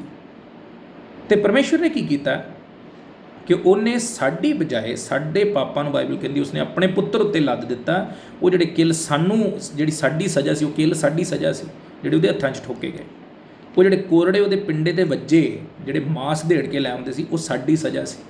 ਹੁਣ ਆਪਣੀ ਜਗ੍ਹਾ ਜਰਾ ਆਪਣੇ ਆਪ ਨੂੰ ਯਿਸੂ ਮਸੀਹ ਦੀ ਜਗ੍ਹਾ ਰੱਖ ਕੇ ਵੇਖੀਏ, ਹੈ ਨਾ। ਅਤੇ ਉਹ ਸਾਡੀ ਸਜ਼ਾ ਸੀ ਜਿਹੜੀ ਉਹਨੇ ਆਪਣੇ 'ਤੇ ਚੁੱਕ ਲਈ। ਪਰ ਕਾਹਦੇ ਲਈ ਚੁੱਕੀ? ਦੇ ਪਿੱਛੇ ਕਾਰਨ ਕੀ ਹੈ ਨਾ? ਕੀ ਲਿਖਿਆ? ਪ੍ਰੇਮ। ਉਹਦੇ ਪਿੱਛੇ ਕਾਰਨ ਉਹ ਪ੍ਰੇਮ ਹੈ ਜਿਹੜਾ ਉਹਨੇ ਸਾਡੇ ਨਾਲ ਕੀਤਾ, ਅਤੇ ਸਾਡੀ ਸਜ਼ਾ ਉਹਨੇ ਆਪਣੇ ਪੁੱਤਰ ਨੂੰ ਦੇ ਦਿੱਤੀ। ਸੋ ਇਸ ਕਰਕੇ ਜੇ ਉਹਨੇ ਇੰਨਾ ਵੱਡਾ ਕੰਮ ਕੀਤਾ ਹੈ ਸਾਡੇ ਲਈ, ਅਤੇ ਅਸੀਂ ਉਹਦਾ ਇੱਕ ਛੋਟਾ ਜਿਹਾ ਹੁਕਮ ਹੈ ਜਿਹੜਾ ਅਸੀਂ, ਹੈ ਨਾ, ਮੰਨਣ ਲਈ ਤਿਆਰ ਨਹੀਂ। ਅਸੀਂ ਆਪਣੇ ਘਮੰਡ 'ਚ ਬਣੇ ਰਹਿੰਦੇ, ਹੈ ਨਾ। ਅਸੀਂ ਦੂਜੇ ਪ੍ਰਤੀ, ਹੈ ਨਾ, ਮੈਂ ਕਈ ਵਾਰੀ ਕਲੀਸਿਆ ਵਿੱਚ ਵੀ ਕਹਿੰਦਾ ਕਿ ਬਹੁਤ ਸਾਰੇ ਭੈਣ ਭਾਈ ਹੈ ਜਿਨ੍ਹਾਂ ਦੇ ਕਈ ਵਾਰੀ ਅਸੀਂ ਇੱਕ ਦੂਜੇ ਦੇ ਘਰਾਂ 'ਚ ਹੀ ਨਹੀਂ ਗਏ ਅਜੇ ਤੱਕ ਨਾ। ਅਸੀਂ ਤਾਂ ਚਲੋ ਸਾਰਿਆਂ ਦੇ ਘਰਾਂ ਜਾਂਦੇ, ਪਰ ਸਾਡੇ ਭੈਣ ਭਾਈ ਨੇ ਜਿਨ੍ਹਾਂ ਨੂੰ ਇੱਕ ਦੂਜੇ ਦੇ ਘਰਾਂ ਦਾ ਹੀ ਅਜੇ ਤੱਕ ਨਹੀਂ ਪਤਾ, ਕਿੰਨੇ ਸਾਲ ਸਾਨੂੰ ਨਾਲ ਹੋ ਗਏ। ਸੋ, ਹੈ ਨਾ, ਅਸੀਂ ਕਹਿੰਦੇ ਅਸੀਂ ਇੱਕ ਦੇਹ ਦੇ ਅੰਗ, ਕਿਸੇ ਦੇ ਬੋਝ, ਕਿਸੇ ਦੀਆਂ ਪਰੇਸ਼ਾਨੀਆਂ, ਐਸੇ ਟਾਈਮ 'ਤੇ, ਹੈ ਨਾ, ਕਲੀਸਿਆ ਦੇ ਅਸੀਂ, ਚਲੋ ਸਾਡਾ ਫਰਜ਼ ਹੈ, ਅਸੀਂ ਸੇਵਕ ਹੋਣ ਨਾਤੇ ਫੋਨ ਕਰਨੇ, ਪਰ ਅਸੀਂ ਆਪਸ ਵਿੱਚ ਕਿੰਨੇ ਭੈਣਾਂ ਭਾਈਆਂ ਨੇ ਜਿਹਨੂੰ ਤੁਸੀਂ, ਜਿਹਦੇ ਨਾਲ ਤੁਹਾਡਾ ਬੋਲ ਚਾਲ ਹੈ, ਉਹਦੇ ਘਰ ਹੀ ਫੋਨ ਕੀਤਾ ਹੋਏਗਾ। ਦੂਸਰੇ ਕਿਸੇ ਭੈਣ ਭਾਈ ਦੇ ਘਰ ਫੋਨ ਕਰਕੇ ਪੁੱਛਿਆ ਵੀ ਇਹਨਾਂ ਦਿਨਾਂ 'ਚ ਉਹਦੇ ਹਾਲਾਤ ਕੀ ਨੇ। ਕਲੀਸਿਆ ਦੇ ਵਿੱਚ ਅਸੀਂ ਆਉਂਦੇ ਹਾਂ, ਹੈ ਨਾ, ਜਿਨ੍ਹਾਂ ਦੇ ਨਾਲ ਸਾਡਾ ਬੋਲ ਚਾਲ ਹੈ ਉਹਨਾਂ ਨੂੰ ਤਾਂ ਅਸੀਂ ਫੋਨ ਕਰਦੇ ਹੀ ਕਰਦੇ ਹਾਂ, ਆਉਂਦੇ ਜਾਂਦੇ ਸ਼ਾਇਦ ਮਿਲ ਕੇ ਵੀ ਆਏ ਹੋਵਾਂਗੇ, ਪਰ ਬਾਕੀ ਭੈਣਾਂ ਭਾਈਆਂ ਬਾਰੇ ਸੋਚਿਆ ਵੀ ਸਾਡੀ ਕਲੀਸਿਆ 'ਚ ਕੌਣ ਆਉਂਦਾ, ਅਤੇ ਮੈਂ ਕਿਹਦੇ ਨਾਲ ਗੱਲ ਨਹੀਂ ਕੀਤੀ। ਕੋਸ਼ਿਸ਼ ਕੀਤੀ ਕਿ ਨੰਬਰ ਲੱਭ ਕੇ, ਸਾਡੇ ਤੋਂ ਨੰਬਰ ਲੈ ਕੇ ਜਾਂ ਕਿਤੋਂ ਨੰਬਰ ਲੈ ਕੇ ਉਹਨਾਂ ਨੂੰ ਹਾਲ ਚਾਲ ਪੁੱਛ ਲਈਏ, ਕੋਈ ਉਹਨਾਂ ਦੀ ਜੇ ਜ਼ਰੂਰਤ ਹੈ ਉਹ ਪੂਰੀ ਕਰਦੀ ਹੈ, ਨਹੀਂ ਕੀਤੀ ਉਹਨੇ। ਸੋ ਪਰਮੇਸ਼ਰ ਕੀ ਕਹਿੰਦਾ, ਜੇ ਇੰਨੀ ਗੱਲ ਸਾਡੇ ਦਿਲ 'ਚੋਂ ਦਰੇਗ, ਉਹ ਪਿਆਰ ਇੱਕ ਦੂਜੇ ਨਾਲ ਹੈ ਨਹੀਂ, ਤਾਂ ਅਸੀਂ ਕਹਿੰਦੇ ਅਸੀਂ ਪਰਮੇਸ਼ਵਰ ਦੇ ਬੱਚੇ ਹਾਂ। ਪਰਮੇਸ਼ਰ ਕਹਿੰਦਾ ਤੁਸੀਂ ਤਾਂ ਮੈਨੂੰ ਜਾਣਦੇ ਹੀ ਨਹੀਂ। ਸੋ ਫਿਰ ਕੀ ਲਿਖਿਆ 11 ਦੇ ਵਿੱਚ, ਹੇ ਪਿਆਰਿਓ, ਜਦੋਂ ਪਰਮੇਸ਼ਰ ਨੇ ਸਾਡੇ ਨਾਲ ਇਸ ਤਰ੍ਹਾਂ ਪ੍ਰੇਮ ਕੀਤਾ ਤਾਂ ਚਾਹੀਦਾ ਹੈ ਜੋ ਅਸੀਂ ਵੀ ਇੱਕ ਦੂਜੇ ਨਾਲ ਪ੍ਰੇਮ ਕਰੀਏ। ਸੋ ਜੇ ਪਰਮੇਸ਼ਰ ਕਹਿੰਦਾ ਮੈਂ ਤੁਹਾਡੇ ਨਾਲ ਇਸ ਤਰ੍ਹਾਂ ਪ੍ਰੇਮ ਕੀਤਾ ਹੈ, ਅਤੇ ਤੁਸੀਂ ਵੀ, ਤੁਹਾਨੂੰ ਵੀ ਕੀ ਚਾਹੀਦਾ ਹੈ? ਇੱਕ ਦੂਜੇ ਨਾਲ ਇਸ ਤਰ੍ਹਾਂ ਪ੍ਰੇਮ ਕਰੋ। ਪਰਮੇਸ਼ਰ ਨੂੰ ਕਿਸੇ ਨੇ ਕਦੇ ਨਹੀਂ ਡਿੱਠਾ, ਅਗਲੀ ਆਇਤ 'ਚ ਲਿਖਿਆ 12 ਪਰਮੇਸ਼ਰ ਨੂੰ ਕਿਸੇ ਨੇ ਕਦੇ ਨਹੀਂ ਵੇਖਿਆ, ਨਾ ਤੁਸੀਂ ਵੇਖਿਆ ਨਾ ਮੈਂ ਵੇਖਿਆ। ਜੇ ਅਸੀਂ ਇੱਕ ਦੂਜੇ ਨਾਲ ਪ੍ਰੇਮ ਰੱਖਦੇ ਹਾਂ ਤਾਂ ਪਰਮੇਸ਼ਰ ਸਾਡੇ 'ਚ ਰਹਿੰਦਾ ਹੈ ਅਤੇ ਉਹਦਾ ਪ੍ਰੇਮ ਸਾਡੇ ਵਿੱਚ ਸੰਪੂਰਨ ਕੀਤਾ ਹੈ। ਸੋ ਜੇ ਕਿਸ ਤਰ੍ਹਾਂ ਨਾ ਤੁਸੀਂ ਵੇਖਿਆ ਨਾ ਮੈਂ ਵੇਖਿਆ, ਪਰ ਪਤਾ ਕਿਸ ਤਰ੍ਹਾਂ ਲੱਗਦਾ ਕਿ ਪਰਮੇਸ਼ਰ ਹੈ। ਤੁਹਾਡੇ ਔਰ ਮੇਰੀ ਜ਼ਿੰਦਗੀ 'ਚ ਜਿਹੜਾ ਪਿਆਰ ਅਸੀਂ ਦੂਜਿਆਂ ਪ੍ਰਤੀ ਵਿਖਾਵਾਂਗੇ, ਦੂਜਿਆਂ ਦੀ ਮੁਸ਼ਕਿਲ ਪਰੇਸ਼ਾਨੀ ਦੇ ਸਮੇਂ 'ਚ ਉਹਨਾਂ ਦੇ ਨਾਲ ਖਲੋਵਾਂਗੇ, ਹੈ ਨਾ। ਉੱਥੋਂ ਪਤਾ ਲੱਗੇਗਾ ਕਿ ਪਰਮੇਸ਼ਵਰ ਹੈ ਔਰ ਪਰਮੇਸ਼ਵਰ ਇਹਨਾਂ ਦੇ ਅੰਦਰ ਹੈ ਨਾ। ਸੰਸਾਰ ਦੇ ਵਿੱਚ ਵੀ ਜਦੋਂ ਅਸੀਂ ਰਹਿੰਦੇ ਹਾਂ, ਹੈ ਨਾ, ਜਦੋਂ ਸੰਸਾਰ ਦੇ ਵਿੱਚ ਰਹਿੰਦੇ ਅਸੀਂ ਲੋਕਾਂ ਨੂੰ ਗਵਾਹੀ ਦਿੰਦੇ ਹਾਂ। ਪ੍ਰਭੂ ਯਿਸੂ ਮਸੀਹ ਨੇ ਕੀ ਕਿਹਾ? ਉਹਨੇ ਕਿਹਾ ਇੱਕ ਦੂਜੇ ਨਾਲ ਪ੍ਰੇਮ ਕਰੋ। ਜੇ ਅਸੀਂ ਪੜ੍ਹੀਏ ਯੂਹੰਨਾ 15 ਅਧਿਆਏ ਔਰ ਉਹਦੀ 12 ਆਇਤ ਨੂੰ, ਯੂਹੰਨਾ ਦੀ ਇੰਜੀਲ 15 ਅਧਿਆਏ 'ਚ ਆ ਜਾਈਏ। ਯੂਹੰਨਾ ਦੀ ਇੰਜੀਲ ਨਵੇਂ ਨੇਮ 'ਚੋਂ ਚੌਥੀ ਕਿਤਾਬ, ਯੂਹੰਨਾ ਦੀ ਇੰਜੀਲ 15 ਅਧਿਆਏ ਔਰ ਉਹਦੀ ਜੇ ਅਸੀਂ ਪੜ੍ਹੀਏ 12 ਆਇਤ, ਇਸ ਜਗ੍ਹਾ 'ਤੇ ਲਿਖਿਆ, ਮੇਰਾ ਹੁਕਮ ਇਹ ਹੈ ਭਈ ਤੁਸੀਂ ਇੱਕ ਦੂਜੇ ਨਾਲ ਪਿਆਰ ਕਰੋ ਜਿਵੇਂ ਮੈਂ ਵੀ ਤੁਹਾਡੇ ਨਾਲ ਪਿਆਰ ਕੀਤਾ, ਜਿਵੇਂ ਪ੍ਰਭੂ ਨੇ ਸਾਡੇ ਨਾਲ ਪਿਆਰ ਕੀਤਾ। ਅਤੇ ਉਹਨੇ ਪਿਆਰ ਕਿਵੇਂ ਕੀਤਾ? ਸਾਡੇ ਲਈ ਆਪਣੀ ਜਾਨ ਦਿੱਤੀ। ਬਹੁਤ ਵੱਡਾ ਪਿਆਰ। ਉਹ ਤਾਂ ਕਰਨ ਲਈ ਕਹਿੰਦਾ ਹੀ ਨਹੀਂ, ਸਾਨੂੰ ਜਾਨ ਦੇਣ ਲਈ ਥੋੜ੍ਹੀ ਕਹਿ ਰਿਹਾ, ਪਰ ਇਹੀ ਕਹਿ ਰਿਹਾ ਕਿ ਇੱਕ ਦੂਜੇ ਨਾਲ ਪਿਆਰ ਵਿਖਾਓ, ਦੁੱਖ ਸੁੱਖ ਦੇ ਵੇਲੇ ਇੱਕ ਦੂਜੇ ਦੇ ਕੰਮ ਆਉਣਾ, ਇਹਨੇ ਇੱਕ ਦੂਜੇ ਨਾਲ ਇੱਕ ਦੂਜੇ ਦਾ ਆਦਰ ਕਰਨਾ। ਬਾਈਬਲ ਕਹਿੰਦੀ ਫਿਲਿੱਪੀਆਂ ਦੀ ਪੱਤਰੀ 'ਚ ਲਿਖਿਆ, ਇੱਕ ਦੂਜੇ ਨੂੰ ਆਪਣੇ ਨਾਲੋਂ ਉੱਤਮ ਜਾਣੋ, ਹੈ ਨਾ। ਦੂਸਰੇ ਪਾਸੇ ਇੱਕ ਚੀਜ਼ ਹੋਰ ਵੀ ਹੈ ਜੋ ਵਿਚਾਰ ਕਰਨ ਵਾਲੀ ਹੈ। ਜੇ ਕੋਈ ਸਾਡੇ ਨਾਲ ਪਿਆਰ ਰੱਖਦਾ ਹੈ, ਕਲੀਸਿਆ ਦੇ ਵਿੱਚ ਆਪਣੇ ਕਲੀਸਿਆ ਦੀ ਗੱਲ ਕਰਾਂਗੇ, ਜੇ ਕੋਈ ਸਾਡੇ ਨਾਲ ਪਿਆਰ ਕਰਦਾ ਹੈ, ਸਾਡੇ ਨਾਲ ਹਮਦਰਦੀ ਰੱਖਦਾ ਹੈ, ਦੁੱਖ ਸੁੱਖ ਵੇਲੇ ਕਿਤੇ ਜਦੋਂ ਲੋੜ ਪਈ ਉਹ ਸਾਡੇ ਕੰਮ ਆਇਆ, ਅਤੇ ਸਾਨੂੰ ਉਸ ਚੀਜ਼ ਦਾ ਫਾਇਦਾ ਵੀ ਨਹੀਂ ਉਠਾਉਣਾ ਚਾਹੀਦਾ, ਹੈ ਨਾ। ਉਸ ਚੀਜ਼ ਦਾ, ਦੂਸਰੇ ਦੇ ਪਿਆਰ ਦਾ ਫਾਇਦਾ ਨਹੀਂ ਉਠਾਉਣਾ, ਬਲਕਿ ਉਹਦੇ ਨਾਲ ਉਹ ਜਿਸ ਤਰ੍ਹਾਂ ਉਹਨੇ ਪਿਆਰ ਵਿਖਾਇਆ ਸਾਨੂੰ ਵੀ ਉਹਦੇ ਪ੍ਰਤੀ ਪਿਆਰ ਵਿਖਾਉਣਾ, ਹੈ ਨਾ। ਉਸ ਪਿਆਰ ਦਾ ਫਾਇਦਾ ਵੀ ਨਹੀਂ ਉਠਾਉਣਾ ਚਾਹੀਦਾ। ਮੈਂ ਵੈਸੇ ਆਪਸ ਦੇ ਵਿੱਚ ਜੋ ਗੱਲ ਕਰ ਰਿਹਾ, ਵਚਨ ਦੇ ਵਿੱਚ ਨਹੀਂ ਲਿਖਿਆ, ਪਰ ਪਰਮੇਸ਼ਰ ਕਹਿੰਦਾ ਅਸੀਂ ਪਿਆਰ ਕਰੀਏ, ਪਰ ਦੂਸਰੇ ਪਾਸੇ ਇਨਸਾਨ ਹੋਣ ਨਾਤੇ ਸਾਨੂੰ ਕਿਸੇ ਦੇ ਪਿਆਰ ਦਾ, ਕਿਸੇ ਦੀ ਦਇਆ ਦਾ, ਕਿਸੇ ਦੇ ਰਹਿਮ ਦਾ, ਹੈ ਨਾ, ਕਿਸੇ ਤਰਸ ਦਾ ਫਾਇਦਾ ਨਹੀਂ ਉਠਾਉਣਾ ਚਾਹੀਦਾ। ਸੋ ਕੀ ਲਿਖਿਆ ਇਸ ਜਗ੍ਹਾ 'ਤੇ ਅਸੀਂ ਪੜ੍ਹਾਂਗੇ, ਮੇਰਾ ਹੁਕਮ ਇਹ ਹੈ ਭਈ ਤੁਸੀਂ ਇੱਕ ਦੂਜੇ ਨਾਲ ਪਿਆਰ ਕਰੋ ਜਿਵੇਂ ਮੈਂ ਤੁਹਾਡੇ ਨਾਲ ਪਿਆਰ ਕੀਤਾ। ਇੱਦੋਂ ਵੱਧ ਪਿਆਰ ਕਿਸੇ ਦਾ ਨਹੀਂ ਹੁੰਦਾ ਜੋ ਆਪਣੀ ਜਾਨ ਆਪਣੇ ਮਿੱਤਰਾਂ ਦੇ ਬਦਲੇ ਦੇ ਦੇਵੇ। ਪ੍ਰਭੂ ਨੇ ਕਿਹਾ ਤੁਸੀਂ ਮੇਰੇ ਭੈਣ ਭਰਾ ਜੇ, ਤੁਸੀਂ ਮੇਰੇ ਮਿੱਤਰ ਜੇ, ਉਹਨੇ ਸਭ ਕੁਝ ਸਾਨੂੰ ਕਿਹਾ। ਸੋ ਕੀ ਲਿਖਿਆ? ਉਹ ਕਹਿੰਦਾ ਇੱਦੋਂ ਵੱਡਾ ਪਿਆਰ ਕਿਸੇ ਦਾ ਨਹੀਂ ਕਿ ਕੋਈ ਆਪਣੇ ਮਿੱਤਰ ਲਈ ਆਪਣੀ ਜਾਨ ਦੇ ਦੇ। ਸਾਡਾ ਮਿੱਤਰ ਪ੍ਰਭੂ ਯਿਸੂ ਮਸੀਹ ਜੀ ਨੇ ਸਾਡੇ ਲਈ ਆਪਣੀ ਜਾਨ। ਉਹ ਕਹਿੰਦਾ ਸਭ ਤੋਂ ਵੱਡਾ ਪਿਆਰ ਉਹ ਹੈ ਜਿਹੜਾ ਮੈਂ ਕਿਤੇ ਕੋਈ ਨਹੀਂ ਕਰ ਸਕਦਾ। ਅਤੇ ਉਹਨੇ ਕੀ ਹੈ? ਆਪਣੇ ਮਿੱਤਰਾਂ ਲਈ, ਸਾਡੇ ਲਈ ਉਹਨੇ ਕੀ? ਆਪਣੀ ਜਾਨ ਦਿੱਤੀ। ਇੱਦੋਂ ਵੱਡਾ ਪਿਆਰ ਬਾਈਬਲ ਕਹਿੰਦੀ ਕਿਸੇ ਤੇ ਨਹੀਂ, ਔਰ ਇਹ ਗੱਲ ਸਹੀ ਹੈ। ਪ੍ਰਭੂ ਸਾਨੂੰ ਕਿਸੇ ਲਈ ਜਾਨ ਦੇਣ ਲਈ ਨਹੀਂ ਕਹਿ ਰਿਹਾ, ਅਤੇ ਨਾ ਹੀ ਅਸੀਂ ਦੇ ਸਕਦੇ, ਨਾ ਹੀ ਸਾਡੇ 'ਚ ਇੰਨੀ ਹੈ ਵਾ ਹਿੰਮਤ ਹੈ, ਔਰ ਐਸਾ ਪਿਆਰ ਪ੍ਰਭੂ ਯਿਸੂ ਮਸੀਹ ਵਾਲਾ, ਮਤਲਬ ਇੰਨੀ ਗਹਿਰਾਈ ਨਾ ਜਿੰਨਾ ਉਹਦੇ ਅੰਦਰ ਸੀ, ਸਾਡੇ ਅੰਦਰ ਹੈ ਕਿ ਅਸੀਂ ਕਿਸੇ ਲਈ ਜਾਨ ਦੇ ਦਈਏ। ਪਰ ਜੋ ਕਰ ਸਕਦੇ ਹਾਂ ਉਹ ਜ਼ਰੂਰ ਸਾਨੂੰ ਕਰਨ ਲਈ ਕਹਿੰਦਾ। ਸੋ ਕੀ ਹੈ? ਉਹ ਕਹਿੰਦਾ ਐਡਾ ਵੱਡਾ ਪਿਆਰ ਕਿਸੇ ਦਾ ਨਹੀਂ, ਇਹਦੋਂ ਵੱਧ ਕੇ ਕਿਸੇ ਦਾ ਨਹੀਂ ਜੋ ਆਪਣੀ ਜਾਨ ਆਪਣੇ ਮਿੱਤਰਾਂ ਦੇ। ਜੇ ਤੁਸੀਂ ਉਹ ਕੰਮ ਕਰੋ ਜਿਨ੍ਹਾਂ ਦਾ ਮੈਂ ਤੁਹਾਨੂੰ ਹੁਕਮ ਦਿੰਦਾ ਹਾਂ ਤਾਂ ਤੁਸੀਂ ਮੇਰੇ ਮਿੱਤਰ ਹੋ। ਕਿਸ ਤਰ੍ਹਾਂ ਮਿੱਤਰ ਹੈ ਅਸੀਂ? ਉਹ ਕਹਿੰਦਾ ਜਿਹੜਾ ਮੈਂ ਹੁਕਮ ਦਿੰਦਾ, ਅਤੇ ਹੁਕਮ ਕੀ ਦੇ ਰਿਹਾ? ਇੱਕ ਦੂਜੇ ਨਾਲ ਪਿਆਰ ਕਰੋ, ਫਿਰ ਤੁਸੀਂ ਕੀ ਜੇ? ਮੇਰੇ ਮਿੱਤਰ ਜੀ। ਔਰ ਫਿਰ ਜੇ ਅਸੀਂ ਇਹਦੀ ਅੱਗੇ ਆਇਤ ਪੜ੍ਹੀਏ 15 ਆਇਤ, ਉਹ ਕਹਿੰਦਾ ਹੁਣ ਤੋਂ ਅੱਗੇ ਮੈਂ ਤੁਹਾਨੂੰ ਦਾਸ ਨਹੀਂ ਆਖਾਂਗਾ ਕਿ ਜੋ ਦਾਸ ਨਹੀਂ ਜਾਣਦਾ ਵੀ ਉਹਦਾ ਮਾਲਕ ਕੀ ਕਰਦਾ, ਪਰੰਤੂ ਮੈਂ ਤੁਹਾਨੂੰ ਮਿੱਤਰ ਕਰਕੇ ਆਖਿਆ ਹੈ ਕਿਉਂਕਿ ਮੈਂ ਜੋ ਕੁਝ ਆਪਣੇ ਪਿਤਾ ਕੋਲੋਂ ਸੁਣਿਆ ਉਹ ਸਭ ਤੁਹਾਨੂੰ ਦੱਸ ਦਿੱਤਾ। ਸੋ ਪ੍ਰਭੂ ਨੇ ਸਾਨੂੰ ਕੀ ਕਿਹਾ? ਆਪਣੇ ਮਿੱਤਰ ਕਿਹਾ। ਪਰ ਕਦੋਂ ਕਹਿੰਦਾ ਤੁਸੀਂ ਮੇਰੇ ਮਿੱਤਰ ਜੇ ਤੁਸੀਂ ਮੇਰੇ ਨਾਲ ਕੀ ਕਰਦੇ ਜੇ? ਪ੍ਰੇਮ ਕਰਦੇ ਹੋ। ਕੀ ਕਹਿੰਦਾ? ਦਿਲ ਦੀ ਗੱਲ ਮੈਂ ਤੁਹਾਡੇ ਨਾਲ 15 'ਚ ਕਹਿਣ ਦਾ ਮਤਲਬ ਕੀ ਹੈ? ਉਹ ਕਹਿੰਦਾ ਮੈਂ ਮਾਲਕ ਬਣ ਕੇ ਨਹੀਂ, ਮਿੱਤਰ ਬਣ ਕੇ ਤੁਹਾਡੇ ਨਾਲ ਆਪਣੇ ਦਿਲ ਦੀ ਗੱਲ ਸਾਂਝੀ ਕਰ ਰਿਹਾ ਨਾ। ਅਸੀਂ ਕੀ ਕਰਦੇ? ਆਪਣੇ ਦੋਸਤਾਂ ਮਿੱਤਰਾਂ ਨਾਲ ਆਪਣੇ ਦਿਲ ਦੀ ਗੱਲ ਸਾਂਝੀ ਕਰਦੇ, ਉਹਨਾਂ ਆਪਣੇ ਮਨ ਦੀ ਗੱਲ ਦੱਸਦੇ। ਤਾਂ ਪ੍ਰਭੂ ਕਹਿੰਦਾ ਤੁਸੀਂ ਮੇਰੇ ਕੀ ਜੇ? ਮਿੱਤਰ ਜੇ। ਔਰ ਫਿਰ ਇਸ ਜਗ੍ਹਾ 'ਤੇ ਜੇ 17 ਆਇਤ ਨੂੰ ਪੜ੍ਹੀਏ, ਅੱਗੇ ਜਾ ਕੇ ਲਿਖਿਆ, ਮੈਂ ਤੁਹਾਨੂੰ ਇਹਨਾਂ ਗੱਲਾਂ ਦਾ ਇਸ ਲਈ ਹੁਕਮ ਕਰਦਾ ਹਾਂ ਜੋ ਤੁਸੀਂ ਇੱਕ ਦੂਜੇ ਨਾਲ ਕੀ ਕਰੋ? ਪਿਆਰ। ਇਹ ਹੁਕਮ ਹੈ ਪਰਮੇਸ਼ਵਰ ਦਾ, ਪ੍ਰਭੂ ਯਿਸੂ ਮਸੀਹ ਦਾ ਇਹ ਹੁਕਮ ਹੈ ਕਿ ਅਸੀਂ ਕੀ ਕਰੀਏ? ਇੱਕ ਦੂਜੇ ਨਾਲ ਪਿਆਰ ਕਰੀਏ। ਸੋ ਆਪਣੇ ਆਪ ਨੂੰ ਜਾਂਚਣਾ ਪਰਖਣਾ ਹੈ ਕਿ ਅਸੀਂ ਇੱਕ ਦੂਜੇ ਨਾਲ ਪਿਆਰ ਕਰਦੇ, ਸਾਡੇ ਅੰਦਰ ਉਹ ਪਿਆਰ ਹੈ ਜੋ ਮਸੀਹ ਦਾ ਸੀ, ਹੈ ਨਾ। ਅਸਲ ਪਿਆਰ ਮੈਂ ਸਮਝਦਾ ਇਸ ਮੁਸ਼ਕਿਲ ਦੇ ਸਮੇਂ 'ਚ ਸਮਝ ਆਇਆ ਹੋਏਗਾ, ਪਰਖਿਆ ਵੀ ਗਿਆ ਹੋਏਗਾ ਕਿ ਕਿੰਨਾ ਕੁ ਪਿਆਰ ਅਸੀਂ ਇੱਕ ਦੂਜੇ ਨਾਲ ਕਰਦੇ ਹਾਂ, ਹੈ ਨਾ, ਇਸ ਮੁਸ਼ਕਿਲ ਪਰੇਸ਼ਾਨੀ ਦੇ ਸਮੇਂ 'ਚ। ਸੋ ਪਰਮੇਸ਼ਰ ਕੀ ਕਹਿੰਦਾ ਹੈ ਕਿ ਇੱਕ ਦੂਜੇ ਨਾਲ ਪਿਆਰ ਕਰਨ ਦਾ ਮੇਰਾ ਹੁਕਮ ਹੈ ਨਾ। ਇਹ ਸਾਡੇ ਲਈ ਮਰਜ਼ੀ ਨਹੀਂ ਹੈ ਵੀ ਅਸੀਂ ਚਾਹੀਏ ਤਾਂ ਕਰੀਏ ਅਤੇ ਨਾ ਚਾਹੀਏ ਤਾਂ ਨਾ ਕਰੀਏ। ਜੋ ਹੁਣ ਅਸੀਂ ਕਰਦੇ ਹਾਂ, ਜਿਸ ਤਰ੍ਹਾਂ ਅਸੀਂ ਇੱਕ ਦੂਜੇ ਨਾਲ ਹੈ ਨਾ ਨਹੀਂ ਇੰਨੀ ਨੇੜਤਾ, ਬਹੁਤ ਸਾਰੇ ਭੈਣਾਂ ਭੈਣ ਆਪਸ ਦੇ ਵਿੱਚ ਨਹੀਂ ਸੰਬੰਧ ਨਹੀਂ ਹੈਗੇ, ਗੁੱਸਾ ਨਾਰਾਜ਼ਗੀ ਹੈ, ਨੇੜਤਾ ਨਹੀਂ, ਅਤੇ ਫਿਰ ਇਹਦਾ ਮਤਲਬ ਕੀ ਹੈ? ਅਸੀਂ ਪ੍ਰਭੂ ਦਾ ਹੁਕਮ ਤੋੜਦੇ, ਹੈ ਨਾ। ਇਹ ਹੁਕਮ ਹੈ ਉਹਦਾ, ਮੇਰੀ ਗੱਲ ਨਹੀਂ ਹੈ, ਵਚਨ ਦੀ ਗੱਲ। ਸੋ ਪ੍ਰਭੂ ਕੀ ਕਹਿੰਦਾ? ਇਹ ਮੇਰਾ ਹੁਕਮ ਹੈ ਕਿ ਤੁਸੀਂ ਇੱਕ ਦੂਜੇ ਨਾਲ ਪਿਆਰ ਕਰੋ। ਅਤੇ ਜੇ ਅਸੀਂ ਨਹੀਂ ਕਰਦੇ ਤਾਂ ਇਹਦਾ ਮਤਲਬ ਕੀ ਹੈ? ਅਸੀਂ ਉਸ ਹੁਕਮ ਨੂੰ ਤੋੜਦੇ। ਇਹ ਉਹਦਾ ਹੁਕਮ ਹੈ ਕਿ ਅਸੀਂ ਇੱਕ ਦੂਜੇ ਨਾਲ ਪਿਆਰ ਕਰੀਏ। ਸਾਨੂੰ ਮਰਜ਼ੀ ਨਹੀਂ ਦਿੱਤੀ ਇਹਦੇ ਵਿੱਚ ਸਾਡੀ ਮਰਜ਼ੀ ਕਰਨ ਲਈ, ਹੁਣ ਅਸੀਂ ਮਰਜ਼ੀ ਕਰ ਰਹੇ, ਜੇ ਅਸੀਂ ਕਿਸੇ ਨਾਲ ਬੋਲਦੇ ਤੇ ਕਿਸੇ ਨਾਲ ਨਹੀਂ ਬੋਲਦੇ, ਉਹ ਸਾਡੀ ਮਰਜ਼ੀ ਕਰ ਰਹੇ। ਪਰ ਪਰਮੇਸ਼ਰ ਤਾਂ ਨਹੀਂ ਇਹ ਚਾਹੁੰਦਾ। ਉਹ ਤਾਂ ਕਹਿੰਦਾ ਕਿ ਮੇਰਾ ਹੁਕਮ ਹੈ ਕਿ ਤੁਸੀਂ ਇੱਕ ਦੂਜੇ ਨਾਲ ਪਿਆਰ ਕਰਨਾ, ਕਿ ਉਹਦੇ ਇਲਾਵਾ ਉਹਨੇ ਸਾਨੂੰ ਕੋਈ ਮਰਜ਼ੀ ਦਿੱਤੀ ਨਹੀਂ ਹੈ ਨਾ। ਪਿਆਰ ਇੱਕ ਦੂਜੇ ਨਾਲ ਕਰਨ ਦਾ ਉਹਨੇ ਕੀ ਦਿੱਤਾ, ਸਾਨੂੰ ਹੁਕਮ ਦਿੱਤਾ। ਜੇ ਅਸੀਂ ਪੜ੍ਹੀਏ ਪਹਿਲਾ ਕੁਰਿੰਥੀਆਂ 13 ਅਧਿਆਏ, ਪਹਿਲਾ ਕੁਰਿੰਥੀਆਂ, ਇਹ ਤਾਂ ਪ੍ਰੇਮ ਬਾਰੇ ਕੁਝ ਪਰਮੇਸ਼ਵਰ ਗੱਲਾਂ ਕਹਿੰਦਾ। ਪਹਿਲਾ ਕੁਰਿੰਥੀਆਂ 13 ਅਧਿਆਏ ਔਰ ਉਹਦੀ 4 ਤੋਂ ਲੈ ਕੇ 6 ਆਇਤ ਤੱਕ। ਔਰ ਵਚਨ ਜਦੋਂ ਪੜ੍ਹਦੇ ਹਾਂ, ਆਪਣੇ ਆਪ ਨੂੰ ਪਰਖਣਾ ਹੈ, ਜਾਂਚੀ, ਜੋ ਗੱਲਾਂ ਇਸ ਜਗ੍ਹਾ 'ਤੇ ਲਿਖੀਆਂ ਉਹਨਾਂ ਦੇ ਆਪਣੇ ਆਪ ਨੂੰ ਜਾਂਚੀ। ਲਿਖਿਆ 3 ਤੋਂ ਅਸੀਂ ਪੜ੍ਹਾਂਗੇ, ਮਾਫ਼ ਕਰਨਾ, ਪਹਿਲਾ ਕੁਰਿੰਥੀਆਂ 13 ਅਧਿਆਏ, ਉਹਨੂੰ ਅਸੀਂ 1 ਆਇਤ ਤੋਂ ਹੀ ਪੜ੍ਹ ਲਾਂਗੇ, 4 ਤੋਂ ਨਹੀਂ ਪੜ੍ਹਾਂਗੇ, 1 ਤੋਂ ਹੀ ਪੜ੍ਹਾਂਗੇ। ਲਿਖਿਆ, ਭਾਵੇਂ ਮੈਂ ਮਨੁੱਖਾਂ ਅਤੇ ਸੁਰਗੀ ਦੂਤਾਂ ਦੀਆਂ ਬੋਲੀਆਂ ਬੋਲਾਂ, ਪਰ ਜੇ ਮੇਰੇ ਵਿੱਚ ਪ੍ਰੇਮ ਨਾ ਹੋਵੇ ਤਾਂ ਠਣ ਕਰਨ ਵਾਲਾ ਪਿੱਤਲ ਅਥਵਾ ਛਣ ਕਰਨ ਵਾਲੇ ਛੈਣੇ ਬਣਿਆ। ਬੜੇ ਧਿਆਨ ਨਾਲ ਸੁਣ। ਲਿਖਿਆ, ਉਹ ਕਹਿੰਦਾ ਜੇ ਮੈਂ ਮਨੁੱਖਾਂ ਅਤੇ ਸਵਰਗ ਦੂਤਾਂ ਦੀਆਂ ਬੋਲੀਆਂ ਬੋਲਾਂ, ਮਤਲਬ ਕੀ ਕਹਿਣ ਦਾ ਮਤਲਬ ਕੀ ਹੈ, ਤੁਸੀਂ ਵੇਖਿਆ ਹੋਣਾ, ਮੈਂ ਸਮਝਾਉਣ ਲਈ ਦੱਸ ਰਿਹਾ। ਕਈਆਂ ਕਲੀਸਿਆਵਾਂ ਦੇ ਵਿੱਚ ਗੈਰ ਭਾਸ਼ਾ ਬੋਲਦੇ ਆ, ਤੁਸੀਂ ਸੁਣੀ ਵੀ ਹੋਏਗੀ ਕਈ ਵਾਰੀ, ਜਿਹੜੀ ਸਮਝ ਨਹੀਂ ਆਉਂਦੀ ਹੈ ਨਾ, ਆਪਾਂ ਸੋਚਦੇ ਵੀ ਆਤਮਾ ਦੇ ਵਿੱਚੋਂ ਪ੍ਰਾਰਥਨਾ ਕਰ ਰਹੇ ਨੇ, ਉਹਨਾਂ ਦੀ ਭਾਸ਼ਾ ਇਸ ਲਈ ਟੈਲੀਵਿਜ਼ਨ 'ਚ ਤੁਸੀਂ ਕਈ ਵਾਰੀ ਦੇਖਿਆ ਹੋਏਗਾ। ਇਸ ਜਗ੍ਹਾ 'ਤੇ ਕਹਿਣ ਦਾ ਉਹਦਾ ਕੀ ਮਤਲਬ, ਕਹਿੰਦਾ ਮਨੁੱਖਾਂ ਦੀ ਬੋਲੀ ਬੋਲਦਾ, ਅਤੇ ਭਾਵੇਂ ਮੈਂ ਉਹ ਗੈਰ ਭਾਸ਼ਾ ਬੋਲਦਾ, ਸਵਰਗੀ ਬੋਲੀ ਬੋਲਾਂ, ਇੰਨਾ ਪਹੁੰਚਿਆ ਹੋਇਆ ਕਿ ਮੈਂ ਸਵਰਗ ਦੀ ਭਾਸ਼ਾ ਬੋਲਦਾ। ਇਹਨੂੰ ਜਿਹੜੀ ਗੈਰ ਭਾਸ਼ਾ ਆਪਾਂ ਬੋਲਦੇ ਹਾਂ, ਜਿਹੜੀ ਆਪਾਂ ਸੁਣਦੇ ਹਾਂ, ਉਹਨੂੰ ਸਵਰਗ ਦੀ ਭਾਸ਼ਾ ਕਿਹਾ ਜਾਂਦਾ।